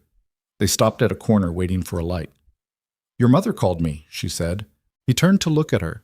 "She did what?" 2 weeks ago. She called me directly." A beat. "What did she say?" "She told me not to get in my own way." A pause. "And she said I already belong in the family, which is, I didn't know what to do with that." He was looking at her with an expression she'd never quite seen before. Something caught off guard, but not uncomfortably. Something that had been reached by unexpected means. "She's right," he said. "You do." The light changed. They crossed. His hand was still in hers, and she didn't let go, which was its own kind of answer to a question neither of them had asked out loud yet. They stood outside her building at 11 o'clock. The street was quiet. Her building's lobby light cast a warm yellow across the sidewalk. "I should go in," she said. "Not moving to go in." "Yeah. I have an early shift." "I know." A beat. 2. "Ethan." She looked at him. "I'm still scared." "I know. But She stopped. She started differently, the way he did when the first approach wasn't quite honest enough. "I'm choosing this. I want you to know that. I'm not just letting it happen to me. I'm choosing it." Something settled in his face. Not relief exactly, something quieter. Like a held breath, finally. "Okay," he said. "Okay," she said back. He leaned down and kissed her, brief, warm, unhurried, the way you kissed someone when you weren't performing it, when it was just the thing you did at the end of an evening that mattered. When he stepped back, she could see his breath in the cold air. "Go inside," he said. "It's freezing." "It really is." She didn't move for one more second. "Thank you. For tonight." "Yeah." She turned and went inside. She pressed the elevator button without looking back, because if she looked back, she'd stand there another 5 minutes, and she had an early shift, and she was cold, and she was already more transparent than she'd ever planned to be, and that was enough for one evening. The elevator doors closed. She looked at herself in the mirrored panel, burgundy top, good boots, cold flushed cheeks, and thought about what she'd said on the sidewalk. "I'm choosing this." She'd said it out loud. To him. Without the hedge, without the qualifier, without the careful statistical disclaimer. She'd just said it, and the sky hadn't fallen. She pulled her phone out of her pocket in the elevator. His contact name looked back at her from the screen where she'd bumped it open without thinking. Future husband. Maybe. The elevator reached the 3rd floor. The doors opened. She walked to her apartment, unlocked the door, went inside. She stood in the hall for a moment in the dark. Old habit, the decompression minute. And then she turned on the lamp. She sat on the couch. She looked at the phone in her hand. She opened his contact. She looked at the name for a long time. She did not change it, not yet. But for the first time, the maybe felt less like a protection and more like a door she was standing in front of. Still closed, but not locked. The difference between a door that's locked and a door you just haven't opened yet is not the door. It was never the door. It was always just a matter of reaching for the handle. December arrived the way it always did in Chicago, without apology. The city shifted into its winter mode, the lake wind acquiring a particular cutting quality that residents described to newcomers as character building, the streets taking on that specific gray-white palette of salt and cloud and early dark, the holiday lights strung along Michigan Avenue creating the impression of warmth, while the actual temperature disagreed entirely. It was the kind of month that tested people, the kind that revealed what was actually durable. For the first 2 weeks of December, things between Ethan and Mia moved with a careful, tentative momentum. The way new things move when both people involved are experienced enough to know that speed and carelessness are the same thing. They had dinner twice more. He took her to a concert she'd mentioned months ago and forgotten about, and when she asked how he remembered, he said he'd put it in his calendar when she mentioned it, which was the kind of thing that would have sounded calculated from someone else, and from him was just the way he listened, like he kept things. She found this both disarming and slightly terrifying. It meant she was being held carefully. And being held carefully when you'd spent years managing yourself alone was its own kind of exposure. Lily remained magnificently oblivious to the specific nature of what was changing, in the way 7-year-olds were oblivious to things that existed outside their immediate experiential radius. What she registered was simpler. Mia was around more, and this was correct, and she had opinions about it in the form of suggestions. She told Mia once, completely unprompted, that she thought the guest room should be repainted because the current color, a builder's beige that Ethan had never gotten around to addressing, was, in her assessment, depressing.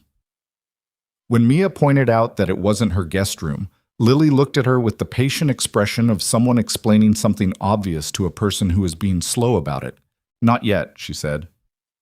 Mia had stood in the hallway for a full second after that, not knowing whether to laugh or be alarmed by the precision of a 7-year-old's read on the situation. She told Ethan about it later. He rubbed his face with both hands. A gesture she'd learned meant he was processing something that was equal parts funny and genuinely complicated. "I'll talk to her," he said. "Don't make it weird." "How do I not make it weird?" "I genuinely don't know. She's your kid. She's too observant." "She's exactly as observant as you are. You just didn't realize you were raising a small version of yourself until the small version started noticing things you weren't ready for her to notice." He looked at her. "That's very accurate, and I don't appreciate it." She smiled. "I know. Things were good, not perfect. Good. With the texture of something real, which meant it had friction in it, and uncertainty in it, and moments where Mia drove home on the bus at night and sat in the dark for the usual minute and thought about all the ways this could still go sideways. But it was good. She was choosing it, every day, the way she told him she was choosing it. And most days, the choice felt less like a gamble and more like the obvious thing. Then, 8 days before Christmas, everything fractured. It started with a phone call Ethan didn't tell her about. She found out the way she found out about most things she wasn't supposed to find out. Sideways, through a gap in information that revealed the shape of something by its absence. She'd been at his house on a Tuesday, the standing night, and Lily was already asleep, and they were watching something neither of them was particularly invested in when his phone buzzed on the coffee table. She saw the screen from where she was sitting, not snooping, just proximate. The name on the screen was a woman's name, Vanessa Cho. He looked at the phone. He didn't pick it up. He silenced it with the practiced motion of someone who had been expecting this call to be inconvenient and had been right. She would have let it go. She was not a jealous person by nature. Jealousy required a certain sense of ownership she hadn't yet let herself fully claim. And she trusted Ethan in the basic foundational way that came from having known someone through 5 years of actual daily life. But something in his face when he silenced the phone, a particular closing off, a subtle shift to guarded, caught her attention and held it. She didn't say anything that night, but she thought about it on the bus home. She thought about it in the particular way she thought about things she was trying not to make too large, circling it, approaching it, and retreating, building a profile of the thing from the outside. She found out 3 days later, and not from him. Rachel, who had a coworker whose sister worked in the same professional orbit as certain Chicago venture capital people, in the way that the city's professional world was always smaller than it appeared, mentioned it without realizing it was significant. A woman named Vanessa Cho had apparently been quite publicly linked to Ethan Cole earlier that year. Not a long relationship, a few months before the spring, ending without drama. The kind of connection that left behind no wreckage, but also left behind the people themselves, still existing in the same city, occasionally crossing paths. She's apparently back in Chicago from a year in New York, Rachel said, with the neutrality of someone sharing information whose significance she hadn't yet assessed. She had some event in the city last week.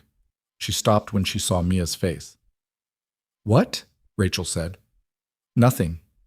Mia picked up her coffee. It's nothing. Mia, it's fine, She stopped. The honest thing, the thing she'd been practicing. I just wish he'd told me. There was a beat of silence. Have you told him you know? Rachel asked. No. Are you going to? I don't know how to. She said it plainly, without drama. We haven't established the language for that yet. I don't know what I'm allowed to ask about. I don't know what this is enough to know what I'm entitled to. Rachel looked at her steadily. You're entitled to the truth. That's baseline. That's not about what stage you're at. She knew Rachel was right. She also knew that the conversation she needed to have with Ethan was one that required her to be more vulnerable than she was currently comfortable being. To say, plainly, I noticed something, and it scared me, and I need to know you'll tell me the things that matter. That was not a calculus problem. That was just fear, sitting in the open, requiring her to not manage it alone. She called him that evening, not texted. Called because some things lost too much in text. He answered on the second ring, the way he always did when it was her. Hey. His voice had the particular quality it got when he was somewhere quiet and could actually talk. What's up? She took a breath. Can I ask you something? A pause. Brief, but she'd learned to read the gradations of his pauses. This one was the kind that meant he already knew or suspected what was coming. Yeah, Vanessa Cho called you Tuesday night. The silence this time was longer. Yes, he said. You didn't tell me. No. Why? Another pause. She could hear him exhale, not dramatically, just actually, the sound of someone who was deciding to be honest rather than careful. Because I didn't know how to bring it up without it sounding like something it isn't, and I didn't want to. He stopped, started differently. I was going to tell you, I just hadn't figured out the right way yet. Ethan? Her voice was steady. She was keeping it steady deliberately. What is it? She's in Chicago for the holidays. She reached out. She wanted to have coffee, just to catch up, she said. A pause. I haven't responded. Are you going to? I don't know. Then quickly. Not in the way you're thinking. I'm not thinking anything specific. I'm asking because... She stopped. The honest thing. Because you silenced the call instead of just letting it go to voicemail. And your face did something when you saw her name. And I've been trying to not make it into something for 3 days, and I can't anymore. A long silence. Mia. His voice was different now, lower. The professional composure was entirely gone. This was just him, unshielded. She and I... It was earlier this year, before anything happened between us. It wasn't serious. It ended because I wasn't capable of being present in it, and she was right to call it. I know. You know? I heard from someone. Not from you, which is the part I'm stuck on. Another silence. This one she couldn't read as cleanly. I should have told you, he said. Yes, I was handling it badly. I was trying to keep it from being a thing, and in doing that, I made it a thing. The slight roughness in his voice was something she'd heard before only rarely, when he talked about Claire, when he talked about the hard months after. I'm sorry. She sat on her couch. The lamp was on. The heating hummed steadily. She was very aware, in this moment, of the specific texture of what she was doing, not running the numbers, not auditing, not looking for the structural flaw, just sitting with the discomfort of two people who were figuring out how to be honest with each other in real time, which was messy and imperfect and exactly as necessary as it was uncomfortable. "I don't think you owe me a report on every part of your history," she said. "That's not what I'm asking for. I'm asking, when something happens that touches on us, I need you to tell me, not manage it before I can see it. Tell me." "Yes." No qualification. "You're right. I will." "Okay." "Okay." "Yes." "Okay." She exhaled. I'm not ending anything over a silenced phone call, Ethan. I just needed you to know I noticed, and I needed to hear you actually say it." "I'm saying it." "I know." A pause that was different from the others. Something in it settling, the way a room settles after a window is closed against the cold. "I'm not going to have coffee with her," he said. "That's your decision. I'm not asking you to manage your life around me." "I know you're not asking. I'm telling you because it's the truth. There's nothing there. There hasn't been for a long time. Longer than I was honest with myself about, probably." A beat. I was already somewhere else. I just didn't know how to say where. She looked at the ceiling. She thought about what Rachel said. Baseline is truth. She thought about what Jess said. You just have to live it sometimes. She thought about standing outside her building in the cold 2 weeks ago, saying, "I'm choosing this," and meaning it again right now, even though the choosing felt more effortful tonight than it had then. "Thank you for telling me," she said. "Thank you for asking instead of just—" He stopped. "Instead of just what?" "Instead of just deciding what it meant without asking me." "I almost did," she said honestly. "I had 3 days of deciding what it meant before I called you." "What did you decide?" "Several things. None of them were right." A sound that might have been a short, relieved laugh. "Okay. We should probably get better at this," she said. "At what specifically?" "At saying the hard things before they become bigger than they need to be." "Yes," he said. "We should." They stayed on the phone for another half hour after that, not talking about Vanessa Cho. She was done, filed, handled. They talked about other things. About Lily's end-of-year school thing that was apparently going to involve a performance of some kind that Lily was deeply invested in and secretive about. About a deal Ethan was looking at in the new year that he was uncertain about. About the fact that Mia had finally called the contractor her sister knew about the catering business idea, which was the first time she'd told anyone outside her immediate orbit about the notebook in the kitchen drawer. "Wait," Ethan said. "You've been sitting on a catering business plan?" "It's not a plan, it's a notebook." "What's in the notebook?" 47 pages of notes that haven't gone anywhere because starting something costs money I don't have." "Can I see it?" "Ethan, not as an investor, as someone who reads a lot of business plans and might have thoughts." She was quiet. This was, she recognized, the exact kind of offer she would normally deflect. The bell pepper math, the careful maintenance of her own independent ledger. But she had also spent 3 days constructing a misread story about a silenced phone call, and she'd just finished saying they needed to get better at saying things before they became bigger than they needed to be. "Maybe," she said. "Progress," he said. She heard the smile in it. She rolled her eyes at the ceiling, which he couldn't see, but which she suspected he could somehow infer anyway. The end-of-year school performance arrived on the 17th of December, which was a Wednesday, which was a problem for Mia's shift schedule that she solved by trading with a coworker who owed her coverage from 2 weeks prior. She did not mention to Ethan that she'd arranged this. She simply showed up at the school auditorium at 6:30 with a coat that was too thin for the weather and her good scarf to compensate, and found him in the 3rd row with 2 seats saved, which meant he'd expected her to come. She sat down. "You saved me a seat." "I had a feeling." "You shouldn't assume." "I had a well-informed feeling." The auditorium was the specific chaos of a school event. Parents everywhere, small children in various states of costumed preparation visible through the door to the backstage area, a teacher attempting to manage the sound system with the stressed focus of someone who had not had enough of a budget for this.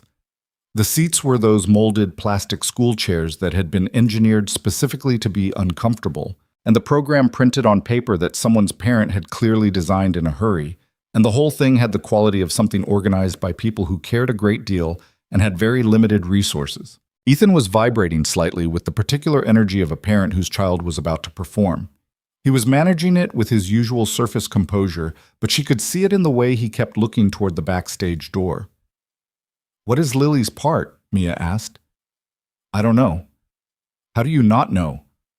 "She wouldn't tell me. She said it was a surprise." He paused. "She made me promise not to ask her teacher." "Did you ask her teacher?" "I asked Marcus to look into it." "Ethan, I needed to know she wasn't doing something that would embarrass her." "And?" "Marcus couldn't find out either. Apparently there's a confidentiality situation." "There is not a confidentiality situation among second graders. Lily may have enforced one." Mia pressed her lips together to hold back the laugh. She did not fully succeed. The performance started at 7. It was a winter showcase, songs and short sketches, the range of talent across the grade levels creating a specific kind of audience experience where the parents of each child became briefly, fiercely convinced that their child was exceptional. The kindergartners sang a song about snowflakes with the energy of people who were not entirely sure where they were supposed to stand, but were fully committed to the general concept. The first graders did something with bells that was more enthusiastic than accurate. The second graders, Lily's class, were last. Lily's class performed a short original sketch, apparently written by the class collectively with guidance from their teacher, which explained certain structural choices about a community that had a disagreement and resolved it through a formal meeting process. It was, Mia recognized with a particular fondness, extremely on-brand for a class that contained Lily Cole. Lily played the facilitator. She stood at the front of the stage with the composure of someone who had been waiting her whole 7 years for an appropriate formal context and had finally located one. She held a small paper gavel. She called the meeting to order. When other children spoke their lines out of turn, she said clearly and into the microphone, "Please wait to be recognized." The audience laughed. Lily did not break. When the sketch concluded, the community agreement reached, the meeting adjourned, Lily turned to the audience and said, "Thank you for your attention." She said it like it was a board meeting. She said it with absolute sincerity. The applause was genuine and warm. Ethan clapped the way parents clap for their children, without any self-consciousness about volume. After the performance, in the hallway outside the auditorium, while parents collected children and jackets and programs, Lily found them and submitted to a hug from her father with the dignity of someone who had just completed a significant professional engagement. Then she turned to Mia. "I practiced the gavel part 12 times, she said. "It showed," Mia said. "You were perfect." "Not perfect," Lily said, which surprised her, until Lily continued. "Tommy forgot his line in the third section, and I had to wait longer than we practiced. But I improvised." "Successfully?" Lily considered this with real seriousness. "Yes. But I'll make a note for next time." Ethan caught Mia's eye over Lily's head. She could see in his face the full weight of who his daughter was. The love and the bewilderment and the specific parental pride of someone watching a child be fully, completely herself in public for the first time, and finding that herself is a very specific and remarkable thing. They went for hot chocolate after. Lily's explicit post-performance request, non-negotiable, presented as a condition of the evening rather than a reward for it. They found a place 2 blocks from the school and sat in a booth, Lily between them, holding her hot chocolate with both hands the way Mia held her coffee. "Mom would have liked the gavel part," Lily said. She said it simply, without the weight that adults put around such mentions. Just a statement, a fact, a piece of information she was including in the evening. The booth went quiet for a beat. "She absolutely would have," Ethan said. His voice was even. Practiced, maybe. He'd been practicing this particular evenness for 4 years, but also genuine. "I think about her sometimes when I do good things," Lily said, still looking at her hot chocolate. "Like I want her to see." "She sees," Ethan said, and caught himself, and amended, I think she'd be so proud. She'd be telling everyone." Lily nodded, satisfied. "She was loud," she said fondly. "She was," Ethan said. "Very loud. You get it from her." "I'm not that loud." "Lily, the teacher in the 3rd row heard you calling the meeting to order from backstage." Lily looked momentarily uncertain about whether this was a compliment. Then she decided it was, and moved on. Mia said nothing during this exchange. She sat with it, with the particular quality of being present in someone else's grief. Not intruding, not performing comfort, just being there. This was something she'd learned over years, that the most useful thing you could do in moments like this was not make them about your response to them. Just be present. Just let the moment be what it was. Afterward, she squeezed Lily's hand under the table. Lily squeezed back without looking up from her hot chocolate. It was such a small thing, the size of a child's hand, and it reached somewhere in Mia's chest that she hadn't expected to be reached. They drove back in the dark, Lily falling asleep in the back seat somewhere around the third traffic light, with the absolute confidence of a child who knew she was being taken care of. Ethan drove. Mia sat in the passenger seat and watched the city move past the window. The lights, the salt-pale streets, the people going about the ordinary business of a December Wednesday. "She's good," Mia said quietly, not wanting to wake Lily. "She's really good, Ethan." "I know." His voice was also quiet. "She's better than I deserve, honestly." "Stop." "I mean it. She got through things that would have broken most adults, and she came out the other side making notes for next time." He kept his eyes on the road. "I don't know how she does it." "She does it because you showed her how," Mia said. "Not by being perfect, by staying." He didn't answer for a moment. The light ahead turned red, and they stopped, and in the stillness she could see the profile of his face, the tiredness, the love, the 4 years of sustained effort written in the lines of someone who had held things together past the point where he was sure he could. "Can I ask you something?" he said. "Yeah." "The notebook, the catering thing." He was still looking at the road, hands on the wheel. "Why haven't you done it?" "I told you, capital. How much would you need to actually start? Not to build something large, just to actually begin." She was quiet. She'd done these numbers many times. She knew them the way she knew her lease terms and her utility averages and the exact cost of her grocery runs when she wasn't compromising. Probably 8,000 or 9,000 for equipment, insurance, business registration, and actual test run. "Mia, don't." "I'm not doing anything." "You're about to offer me money and I'm telling you not to." "I was going to ask if you'd let me read the notebook." "A beat?" She looked at him. He was absolutely straight-faced. "You were not." "I was also going to mention that Daniel's wife runs a small events business and might be willing to have a conversation about realistic startup costs and what the actual landscape looks like. Just a conversation, no strings." She looked at the sleeping child in the back seat. She looked at the man driving the car. She thought about all the distance she'd maintained, carefully, deliberately, between her life and his, the careful accounting of what she accepted and what she didn't, the bell pepper math as a kind of identity. "You're very patient," she said finally. "I've been practicing." "At what?" "At not pushing." He glanced at her briefly. "I have a tendency to want to fix things. I've been sitting on the notebook conversation for 3 weeks. 3 weeks. He'd been sitting on it since she mentioned the contractor call. He'd held the offer back, waited, let her come to it in her own time. She didn't have a word for what that was. Restraint wasn't the right word. Care was closer. "Fine," she said.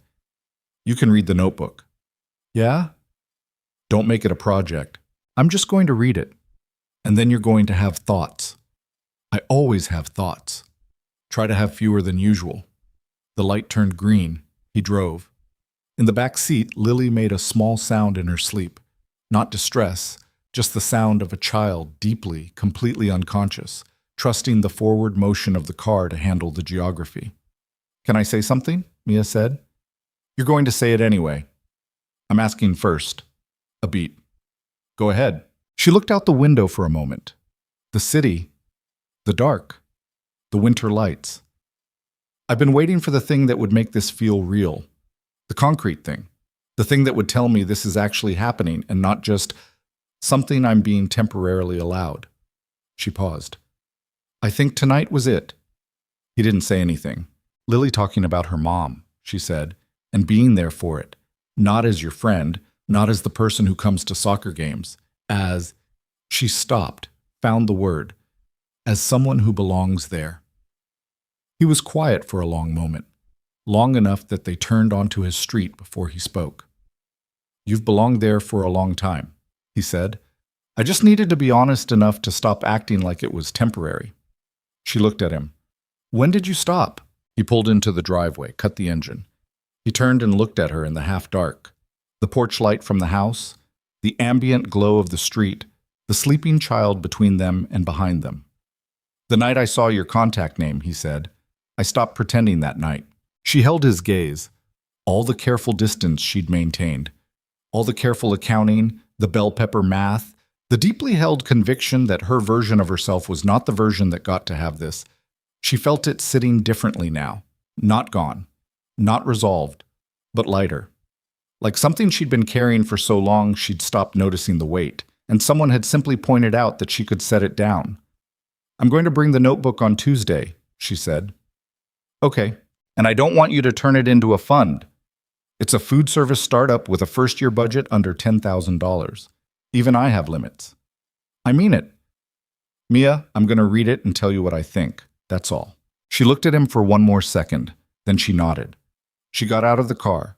She helped him get Lily, still completely asleep, soft and heavy the way sleeping children were, out of the back seat and held the door while he carried her inside, and she grabbed Lily's small coat and backpack from the back seat and followed them up the porch steps. This was the ordinary thing, the unspectacular daily thing, carrying a child's coat up porch steps in December. She felt it the whole way up. Inside, while Ethan took Lily upstairs, Mia stood in the hallway and looked at the house the way she'd been looking at it for 2 years. The crown molding, the photographs on the walls, the small traces of a life that had reassembled itself after something terrible and kept going. There was a drawing on the side table near the stairs. Obviously Lily's. A figure labeled Mia in unsteady 7-year-old handwriting, standing next to a figure labeled Dad, and a smaller figure labeled me. All of them holding hands, drawn with a seriousness of intention that had no relationship to technical accuracy. She stood and looked at it for a long moment. She heard Ethan's footsteps on the stairs coming back down. She didn't move. He came around the corner and stopped when he saw what she was looking at. She drew that last week, he said. I see that. I didn't put it there. She put it there. I know. A beat. Then Ethan said carefully, Are you okay? She turned from the drawing. She looked at him, standing at the bottom of his own stairs in his own house, with his daughter asleep upstairs and a drawing on the table that his 7-year-old had placed there deliberately. And she thought about all the calculations she'd ever run, all the numbers, all the careful, self-protective math. Yeah, she said, I really am. And she meant it, not as a performance of being fine, not as management, not as the word she used when she wanted to sound reasonable. She meant it the way you mean things when the meaning is just true, without effort, without the usual work of making yourself believe it. She stayed another hour. They sat on the couch and talked about nothing important, the way they always had. And sometime around 11, she realized she'd completely stopped noticing the crown molding, the house, the careful accounting of who belonged where.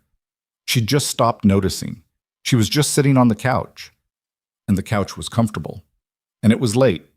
And she had an early shift. She gathered her coat and scarf, and Ethan walked her to the door. And before she left, he said very quietly so as not to carry upstairs, Thank you for tonight, for being there. I wanted to be there, she said. I know. A pause. That's the part I don't take for granted. She walked to her car. She'd driven for once, the one concession to December temperatures, and she sat in it for a moment with the engine warming up. She looked at the house through the windshield, the porch light, the warm windows. She pulled out her phone. She opened his contact. Future husband. Maybe. She looked at it for a long time. The maybe. The hedge. The door she'd been standing in front of. Her thumb hovered over the edit button. Then she put the phone in her pocket, started the car, and drove home. Not yet, but soon. She could feel it, the way you felt things when they were almost ready, not the absence of fear. She was still afraid. She suspected she'd be afraid for a while longer, and that the fear was not actually the enemy she'd been treating it as.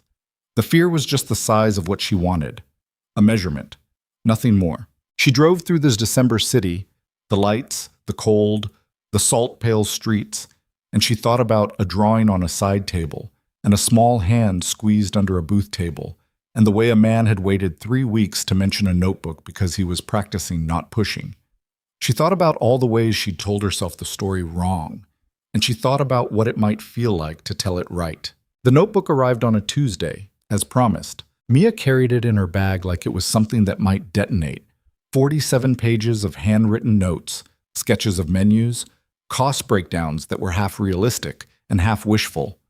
A list of potential clients she'd written at 2 in the morning 2 years ago when she'd been unable to sleep and had let herself imagine, just briefly, what a different version of her life might look like. The pages were not organized. Some were written in pen, some in pencil, some in the margins of pages she'd started for something else and then repurposed. The whole thing was evidence of a mind that had been working on a problem privately for a long time without permission to take it seriously. She dropped it on his coffee table when she got there Tuesday evening and immediately second-guessed the decision. "You don't have to read it tonight," she said, "or ever. It's not a real business plan. It's just notes." Ethan picked it up.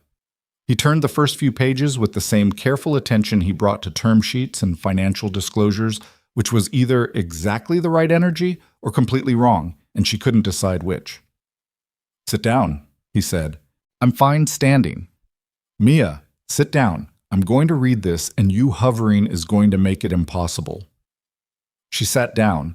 She picked up the throw pillow from the corner of the couch and held it in her lap, which she recognized as an extremely transparent anxiety behavior and did not put down. He read for 40 minutes. Not skimming, reading, the way he read things that mattered, which she knew because she'd watched him read things before, and this was the same quality of attention. He turned pages slowly. He went back occasionally to reread something. He made no sounds and offered no running commentary, which was both exactly what she needed and genuinely agonizing. When he finished, he set the notebook on the coffee table with care and looked at her. "Why catering specifically?" he asked. Not "this is good" or "this needs work" or any of the framing she'd been bracing for. Just a real question, first thing, like he wanted to understand before he assessed. She answered honestly, "Because I'm good in restaurant environments. I know the rhythm of an event. I know what breaks down under pressure and where the real costs hide. And," she stopped, the more honest part, "because it's mine. It's not a job someone gave me. It's something I built from thinking about it for 2 years. He nodded. "The startup estimate on page 32 is low." "I know. Equipment depreciation isn't accounted for." "I know that too. The client list is solid. The corporate lunch angle is smart. You have a read on that market from Harlow's that most people starting out don't have." He tapped the notebook. "The menu concepts are good. Specific without being narrow." She looked at him. "Are you being careful with me right now?" "What?" "Are you softening it because you don't want to discourage me?" He met her eyes. "No, the financials need work. The concept is real." A pause. "I wouldn't tell you the concept was real if it wasn't. That's not useful to you." She believed him. That was the thing about Ethan. The precise, undecorated quality of his assessments was one of the things she'd trusted about him for 5 years before she'd trusted him with anything else. He didn't perform encouragement. If he said the concept was real, it was real. "Daniel's wife," she said, "the events business. Her name is Sonia. She started with $8,000 and a van, and she's been running it for 6 years. He paused. "She's not a contact I'm leveraging for you. She's a person who's done what you're describing and might be useful to talk to. That's all." Mia looked at the notebook on the coffee table. 47 pages, 2 years of 2 in the morning thinking. She thought about all the times she'd opened that drawer and then closed it again, telling herself the timing wasn't right, the capital wasn't there, the risk was too large for someone in her situation. She thought about what Jess had said. You audit good things until you can prove they don't add up. "Okay," she said. "I'll talk to Sonia." He didn't make a production of it. He just nodded, picked up his own coffee and said, "You want to stay for dinner? I made pasta." She looked at him. "I salted the water," he said, preemptively. She stayed for dinner. The pasta was noticeably better than it used to be. She told him so, which he accepted without excessive satisfaction, and she told him that the bar he'd been clearing was extremely low, which he also accepted, and they ate at his kitchen table and talked about Lily's ongoing principal correspondence. The follow-up meeting had finally been granted, scheduled for the second week of January, and Lily was preparing with what Ethan described as a level of rigor that made him feel professionally observed. And it was ordinary and warm, and she felt, sitting there, the particular rightness of a thing that had found its correct shape. Christmas came. She spent Christmas Eve with her sister's family in Milwaukee, took the train up on the afternoon of the 24th, arrived into the controlled chaos of Jess's house with its 2 kids under 10 and a dog that treated every visitor as a search and rescue situation requiring immediate attention. She had not been back for Christmas in 2 years. Work, the schedule, the complicated logistics of holiday shift coverage. And being there, in Jess's kitchen while her niece asked her 14 consecutive questions about nothing in particular, was its own kind of grounding. The reminder that she had a life that preceded Ethan, that the people who loved her had always included these kids, this kitchen, her sister's steady hand on her shoulder when they stood at the sink doing dishes after the kids were in bed.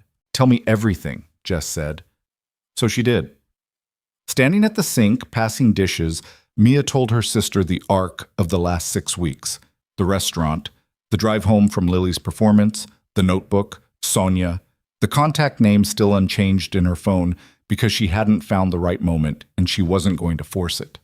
Jess listened without interrupting, which was the second time she'd done this in recent memory, and which Mia found both notable and moving. "Are you happy?" Jess asked when she finished. Simple question. Not is it working out or do you think it'll last? Just, are you happy? Mia thought about it genuinely, the way the question deserved. Yeah, not in the tidy way. It's still complicated. I still run the numbers sometimes, but she handed Jess the last plate. Yeah, I think I actually am. Jess took the plate and dried it and put it in the cabinet. Then she put her arm around Mia's shoulders, a brief, solid pressure, the physical language of a sister who had watched her younger self get built and rebuilt and was glad to see what she'd finally assembled. Good, she said. It's about time. Mia took the train back to Chicago on Christmas morning. Ethan had Lily for Christmas. His parents were coming, and it was their family tradition, and she had not been included in this and had not expected to be, because there were parts of his life that had their established shape, and she was not yet woven into all of them. That was fine. That was correct. She spent Christmas afternoon in her apartment with takeout Thai food and a movie she'd been meaning to watch for 6 months, and it was quiet and comfortable and hers, and she didn't feel the absence of company as a deficit the way she once might have. He called her at 6. "Merry Christmas," he said. He sounded tired in the warm way, not the depleted way, the tiredness of a full day rather than a hard one. "Merry Christmas. How is your mother? She asked about you twice. What did you tell her?" "The truth." A pause. "Which is what, exactly?" "That you're important to me and that things are moving." He paused. She didn't push further. She looked satisfied, which is almost more alarming. Mia laughed. "How's Lily?" "Asleep on the couch, surrounded by wrapping paper. She held out until 4:30, which is a personal best." A pause. "She asked for you this morning. When she opened a book she'd wanted, she said she wanted to show you." The pause that followed this was just long enough for Mia to feel it in her chest. "Tell her I can't wait to see it," she said. "I will." They talked for another 20 minutes. Not about anything important. About his mother's opinions on the television. About the book Lily had gotten. About Mia's niece's 14 questions. About nothing and everything in the way they always talked. And when they hung up, Mia sat on her couch in her quiet apartment and looked at the ceiling and felt settled. Not complete in the sense of having all the pieces in place. Complete in the sense of knowing where she was and what she was building toward and being okay with the pace of the building. She took out her phone. She opened his contact. "Future husband." "Maybe." Her thumb hovered over the edit button for the 3rd time. And for the 3rd time, she put the phone down. Not yet. But she was starting to understand what she was waiting for. It wasn't certainty. She'd stopped believing certainty was something that arrived before you made a decision. It was something smaller than that. Something more honest. She was waiting to feel, not just to know, that the maybe was no longer a hedge. She wasn't quite there. But she was close. New Year's Eve fell on a Thursday, which meant Mia worked a double. Harlow's ran a ticketed dinner service that filled every table twice, with a prix-fixe menu and champagne at midnight and the logistical challenge of a full house of people who had come specifically to be happy and stay late and require things. It was one of the most intense shifts of the year, and she came out of it at 12:45 in the morning with sore feet and a satisfaction that was purely physical, the satisfaction of having done difficult work correctly. Ethan had texted her at midnight, "Happy New Year." Lily lasted until 11:48. I count it. She'd been too deep in the service to respond until she was outside in the cold, coat on, breath visible, the street quiet in the specific way of a city that had just finished celebrating and was now reconsidering. She typed back, "Happy New Year, proud of her." He replied, "Drive safe." She replied, "Taking a cab, don't worry." He replied, "Too late." She smiled at her phone in a parking lot at 12:50 in the morning on the first day of a new year, which was not the most dignified circumstance but was a real one, and real was what she'd decided to live in. January moved differently than December. December had been about adjustment, about two people learning to be honest with each other in real time, about a family event and a phone call and a notebook and all the small concrete things that accumulated into something you could actually stand on. January was quieter. The holidays were over, the city returned to its working self, and what remained was the daily thing, the Tuesday nights and the texts and the Saturday soccer games when the league ran indoor winter sessions, and Lily's principal meeting, which Mia attended on a Wednesday afternoon by rearranging her schedule in a way she did not mention to Ethan until she was already in the parking lot of Lily's school. She texted him, "I'm outside Lily's school. Don't say anything." He replied immediately, "What?" She typed, "She asked me last week. You were going to be in a meeting. Don't make it a thing." A longer pause. Then, "Thank you." She put her phone in her pocket and went inside. The meeting was 20 minutes. Lily sat across from her principal with the specific composure of someone who had prepared and was now deploying that preparation with measured precision. She presented her second letter, a revised version incorporating the principal's initial response, and made her case with a clarity and a calm that left both Mia and the principal visibly impressed. The principal acknowledged the procedural point about retroactive application. She did not reverse the rock ban. She did offer a structured sharing period for students who wished to bring items of natural significance. Lily considered this for a moment. "That addresses the intent, if not the letter," she said. "Yes," the principal said, who had clearly not expected to be negotiating with a second grader and was reassessing several assumptions. "I'll accept it," Lily said. Afterward, in the hallway, Lily looked up at Mia with the expression of someone who had achieved a satisfactory outcome through legitimate process. "She didn't give me everything I asked for," Lily said. "No," Mia agreed, "but she gave me something real." "She did." Lily thought about this. That's usually how it works, isn't it? You ask for everything and you get something real. Mia looked at this 7-year-old, this deeply specific, entirely her own 7-year-old, who had arrived in Mia's life through no plan of hers and had quietly become one of the central facts of it. "Yeah," she said, "that's pretty much how it works." She drove Lily home. They talked about the rocks on the way, about the one she'd been given in solidarity, which she'd now named Gregory, and about the new sharing period, which she was already planning to use strategically. Mia asked questions that were real questions, and Lily answered them with the seriousness they deserved, and the drive was 20 minutes that felt like something she'd carry for a long time. She didn't stay when she dropped Lily off. Ethan wasn't home from his meeting yet, and she had a shift at 5. She walked Lily to the door, waited until she was inside, and drove back across the city. She called Rachel from the car. "I went to Lily's school meeting," she said. "I know, you texted me. She stopped. Found the thing she was actually saying. "I wanted to tell someone who would understand what it means that I did that." Rachel was quiet for a moment, then, "I understand what it means." "Okay." "Mia." "Yeah." "Change the contact name." She laughed, short and surprised. "Not yet." "Soon." "Soon," she agreed. The moment came on a Saturday in late January, which was ordinary and specific in the way the most important moments tend to be. Not engineered, not earned through a grand gesture or a resolved crisis. Just available, suddenly, in the middle of a normal afternoon that had arranged itself into the right shape without asking permission. They were at his house.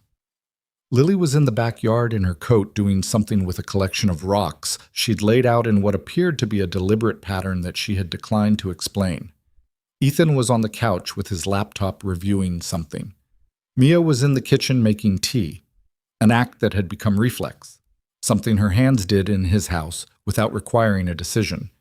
And the radio was on, something neither of them had specifically chosen, just the station that played in the afternoon. It was a completely ordinary Saturday, and she was happy, not performing it, not managing toward it, just there, in it. In his kitchen with the correct lamp on and the heating that worked and Lily visible through the window communing seriously with her rocks, and Ethan 15 feet away on the couch, and the radio, and the tea, she looked at his kitchen. She looked at the cabinet where the pasta strainer lived in the wrong place. She looked at the lamp she'd turned on the first time she ever came here and had turned on every time since. She looked at the window and the yard and the small figure in the red coat crouched over her careful arrangement of rocks. And she thought about a 7-year-old who had climbed into her lap the first time they met and announced she smelled like cookies. She picked up her phone. She opened his contact. She looked at the name, future husband, maybe, for the last time. She pressed edit. She deleted the word maybe. She stared at what was left. Future husband. Her heart was doing something loud and specific, and she stood in his kitchen alone with the decision for a moment. Just her, just the choice, the small permanence of it. The maybe had been a hedge. A door held slightly open so she could retreat if she needed to. A way of wanting something without fully admitting she wanted it, which was the posture she'd maintained for most of her adult life, and which had kept her safe and also kept her exactly where she was. She saved the contact. She put the phone face down on the counter. She finished making the tea. She carried both mugs into the living room, his and hers, the way it always was. She always made two. And she set his on the coffee table beside his laptop and sat down next to him on the couch. He glanced up from the screen with the brief, automatic acknowledgement of someone registering a presence they were accustomed to. "Tea," she said. "Thanks." He went back to the laptop. She curled her legs up on the cushion and looked out the window at Lily, who had finished her arrangement and was now standing back from it with her hands on her hips, evaluating it with the critical distance of an artist assessing finished work. "What is she doing?" Mia asked. "I genuinely have no idea. Should we ask?" "She'll tell us when she's ready." He glanced through the window. "Or she'll tell us it's confidential." "She's 7. She's Lily." He said it the way you said the name of someone who had reorganized your understanding of what a person could be. They sat in a comfortable quiet. Outside, Lily apparently reached a conclusion about the arrangement and nodded to herself with the satisfaction of a decision made. She picked up one rock, just one, adjusted, and put it in a slightly different position. Mia watched her. She thought about the contact name sitting changed in her phone on the kitchen counter. She thought about all the calculations she'd done over 5 years, all the time she'd run the numbers and found reasons and maintained the careful distance between what she had and what she wanted. She thought about her sister's voice. You just have to live it sometimes. She thought about the principal meeting and Lily's face in the hallway. You ask for everything and you get something real. She thought about the Thursday kitchen in November with the ruined pasta and the rain on the window. How long ago it seemed. How inevitable it felt in retrospect. The way important things always felt inevitable once you could see the whole shape of them. "Ethan." He looked up from the laptop. "I changed your contact name," she said. A beat. He was very still. "To what?" he asked. She held his gaze. She did not hedge. She did not qualify. She said it the same way she'd said, "I'm choosing this on the sidewalk in December." Simply, directly, without the protection of irony or the safety net of humor. Future husband. She watched it reach him, watched it move through his face, the initial stillness, and then something behind it shifting, something that had been braced against a possibility it hadn't fully believed in finally, carefully, standing down. His jaw moved once. He looked at her with the particular open expression she'd seen only rarely, the unguarded one, the one that cost him something to let her see. "No, maybe," he said. "No, maybe." He closed the laptop. He set it on the coffee table beside the mugs. He turned toward her fully on the couch. Nothing performative about the movement, just the physical fact of reorienting toward something that mattered. Mia. His voice was quiet. The particular quiet of something meant. Are you sure? I've been sure for longer than I was ready to admit, she said. I was doing the math. I do the math on everything. And the math was never the problem. She looked at him steadily. I was the problem. I was trying to calculate my way out of wanting something before I let myself want it, and I can't do that anymore. I don't want to. He reached out and took her hand. She let him. No hesitation, no managed acceptance. Just yes. Immediately, the way yes felt when it was the true answer. I'm not going to make you any promises right now that sound like a proposal, he said, because you'd probably tell me it was too fast and you'd be right. I would absolutely tell you that. But I want you to know. He paused. He was choosing carefully the way he did with things that mattered. What you said in that contact name, I take it seriously. I've been taking it seriously since November. I know, she said. That's why I changed it. He looked at her. She looked back. Outside the window, Lily had apparently concluded her rock arrangement and was now sitting cross-legged on the ground beside it, with her coat spread around her like a small, very serious bird. The afternoon light was the particular pale gold of a Chicago winter, making everything slightly softer than the air temperature suggested it should be. Can I tell you something? Ethan said. Yeah.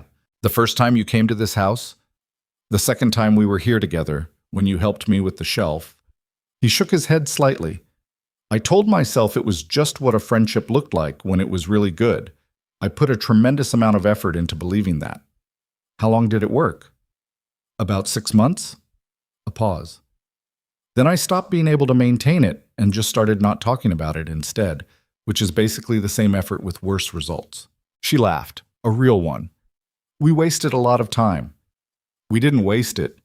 He shook his head. We needed it. I needed it. I was not in a place where I could have given you what you deserved 3 years ago, or 2. He stopped. I was still figuring out how to be a full person after a long time of just being functional. She understood what he meant. She understood it better than she might have explained because she'd been watching him do it. The slow, unglamorous work of a person reassembling themselves after loss, not dramatically, not in moments of visible breakthrough, but in the accumulated small choices of daily life. The therapy appointments he kept, even when he said nothing, changed in them. The way he talked about Claire to Lily. The careful, deliberate honesty of it. The way he'd stopped hiding behind his professional self when he was with her, earlier and earlier, until it was just him, consistently, without the performance. I wasn't ready either, she said honestly. I was carrying things I hadn't looked at, about what I deserved. What kind of person gets to have this? She met his eyes. I'm still working on it, but I'm not using it as a reason to stay outside anymore. He squeezed her hand. She squeezed back. Through the window, Lily stood up from her cross-legged position with the abruptness of a decision made and turned toward the house, and Mia could see from here the expression on her face, the look of someone finished with one thing and ready for the next.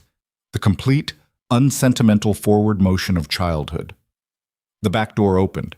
I'm done, Lily announced, coming in from the cold in a blast of January air. She pulled off her coat with the efficiency of someone who had learned the art of shedding outerwear without untying it first.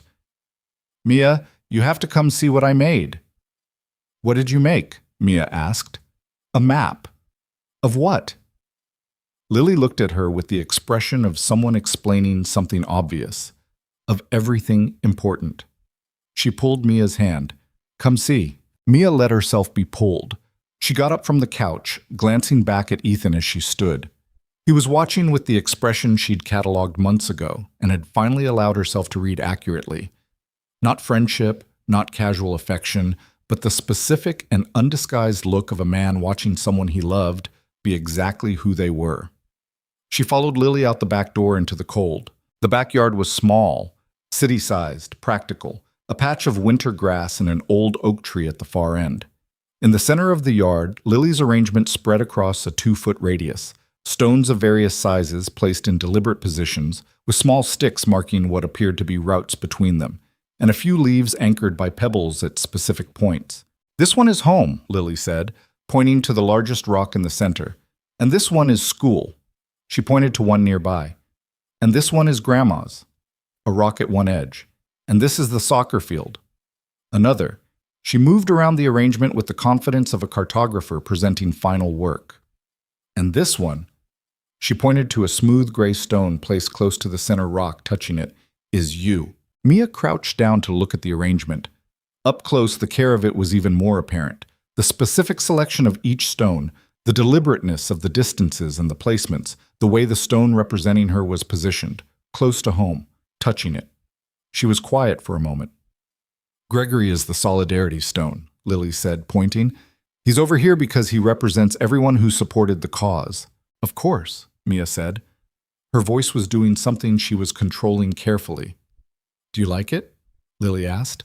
She asked it the way children asked when they'd made something that mattered and wanted the response to match the making. Mia looked at the map, the large stone at the center, the smooth gray one beside it, the careful distances, the sticks for roads, the small, specific, entirely serious world of a 7-year-old who had put her right next to home without any uncertainty about where she belonged. "I love it," Mia said, and meant it fully and without complication, which was something she'd been working toward for a long time. Lily nodded, satisfied. "I'm going to make a better one in spring," she said, practical as always. "When there are more materials, this is just the winter version." "The winter version is perfect," Mia said. Lily looked at her with the patient correction of someone who had already explained this. "Not perfect, but it's what I had." Mia laughed. She stood up and looked back toward the house. Ethan was at the kitchen window. She could see him through the glass, watching them. He raised a hand. She raised hers back. She stood in the winter yard with a 7-year-old who had placed her stone next to home and left no maybe in the gesture, no qualification, no calculation. Children didn't do that. Children looked at where something belonged and put it there. She thought about the contact name on her phone. Future husband. Clean, finally.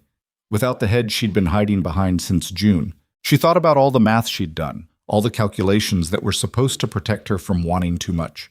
From reaching for something outside her weight class, from being the person who miscalculated and pulled everything down. She thought about how long she'd treated the gap between their lives as a reason instead of a fact, which was the essential confusion she'd finally managed to untangle.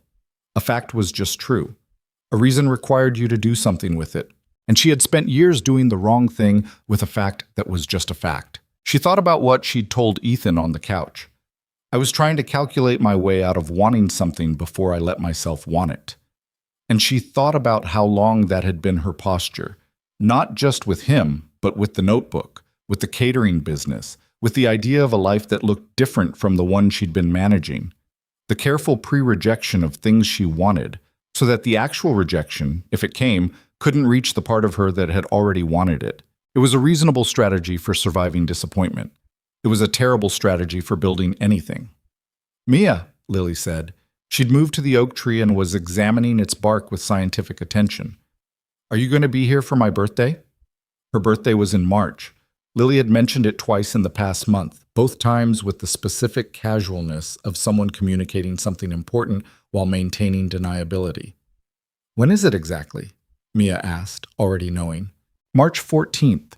Lily traced a groove in the bark. "I'm going to have a rock theme." "Of course you are." "Dad said I could invite 8 people.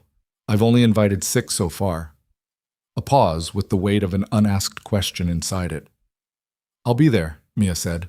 Lily looked over her shoulder with an expression of profound satisfaction, the look of someone who had arranged a thing by not quite asking for it and watched it resolve correctly. "Okay," she said, as if it were simple, as if it had always been obvious. Maybe it had been, to her. They went back inside. Mia made more tea because the first round had gone cold, and Ethan ordered dinner because nobody was cooking and they'd all stopped pretending otherwise, and Lily got out the book she'd received for Christmas and established herself at the kitchen table to read while the adults talked around her, which was a configuration that had become comfortable over months of being exactly this way. At some point in the evening, after dinner, while Lily was in the bath and they were cleaning up in the kitchen, Ethan said, without preamble, without looking up from the dishes, I talked to Daniel today about Sonia. She looked at him. And? She's available to meet the third week of February. No agenda, just coffee. He rinsed a plate. She asked me to tell you she remembers what it felt like to have the notebook and not the capital. Mia was quiet for a moment. She said that? Her words. I told her about the 47 pages. A pause. I hope that's okay. It's okay. She picked up a dish towel. Ethan. Yeah. Thank you. She said it plainly, not deflecting, not following it with a qualifier. Not just for Sonia. For all of it. For how you've done this. He looked at her. The kitchen was warm, the lamp was on. The sound of the bath upstairs and Lily's intermittent off-key singing, which she did only when she thought no one was listening. You did it too, he said. Don't give me more credit than I'm owed. You waited 3 weeks to mention the notebook. I was practicing. I know. She folded the dish towel. That's the part I'm thanking you for. He looked at her with the quiet expression, the real one, the one that had taken her 2 years to let herself read and another year to stop being afraid of. Then he crossed the kitchen, closed the distance between them, and put his arms around her in the straightforward way of someone who had decided to stop treating closeness like something that required careful management. She leaned into it. No performance, no managed acceptance. Just yes. The way yes felt when it was the true answer. They stood in the kitchen and Lily sang something unrecognizable and slightly flat from upstairs. And the city did its city things outside, and neither of them said anything because some things didn't need words to become permanent. The contact name in her phone stayed exactly as she'd changed it. Future husband. 2 words. No qualifier. No door held open for retreat, just the truth, finally, in the smallest possible place. And from there, in all the places that mattered. This is the thing about love that arrives the long way. It doesn't look like a revelation when it happens. It looks like a person in your kitchen making tea the way they always do, knowing where the lamp is, knowing which burner runs hot. It looks like 5 years of showing up and one Thursday night when a phone screen told the truth you'd been keeping. It looks like a 7-year-old placing a rock next to the center and calling it by your name without hesitation, because she'd never questioned where you belonged. It doesn't ask you to be ready. It doesn't wait for the math to resolve. It asks only that you stop calculating long enough to notice what's already been true. Mia Bennett had spent years believing the version of herself she was, the double shifts, the careful budget, the notebook in the drawer, was not enough for the life she actually wanted. She'd been wrong about that. Not because the circumstances changed, because she finally looked at the evidence she'd been collecting for 5 years and let herself read it honestly. And Ethan Cole, who had locked a room inside himself after the worst year of his life and handed people keys that didn't work, had finally met someone who hadn't needed a key. Who had simply sat in the kitchen long enough, shown up on enough Tuesdays, loved his daughter with enough genuine specificity that the lock had stopped mattering. Neither of them was finished. They were both still imperfect in all their original ways. She still did the math. He still closed off when he should open up. She still held things at arm's length when they scared her. He still needed to be told directly when something mattered rather than intuiting it on his own. They would argue about movies and steal food from each other's plates and have conversations that required 2 attempts to get to the honest version. There was a lease with 5 months left on it and a notebook that needed a proper business plan and a child who would grow up with the complicated inheritance of loss and love in equal measure. There was no clean resolution to any of it. There was just this. 2 people who had chosen each other, not once, not in a single grand moment, but repeatedly. In the Tuesday nights and the silenced phone calls and the 47 pages and the stones in a winter yard. In all the small, specific, unglamorous acts of showing up that constitute, in the end, what love actually is. Not the feeling, the practice. Not the promise, the daily choosing. Upstairs, Lily's singing stopped. The bath was done. She would be out shortly with opinions about the evening and updates on the rock and a question neither of them would be able to answer, which she would then take under advisement. Mia stepped back from Ethan and looked at him. He looked back at her. They were just 2 people in a kitchen, the most ordinary thing. She's going to need help with her hair, Mia said. I know, you're better at it.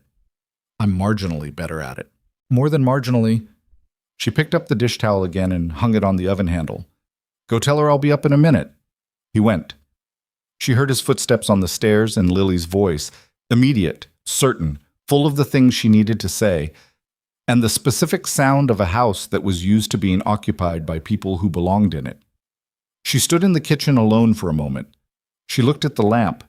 She thought, "I turned that on the first time I came here," and then she stopped thinking about it, because Lily was calling her name from upstairs, and there were things that needed doing, and the evening was still going, and she was exactly where she was supposed to be. She went upstairs. She didn't look back. She didn't need to.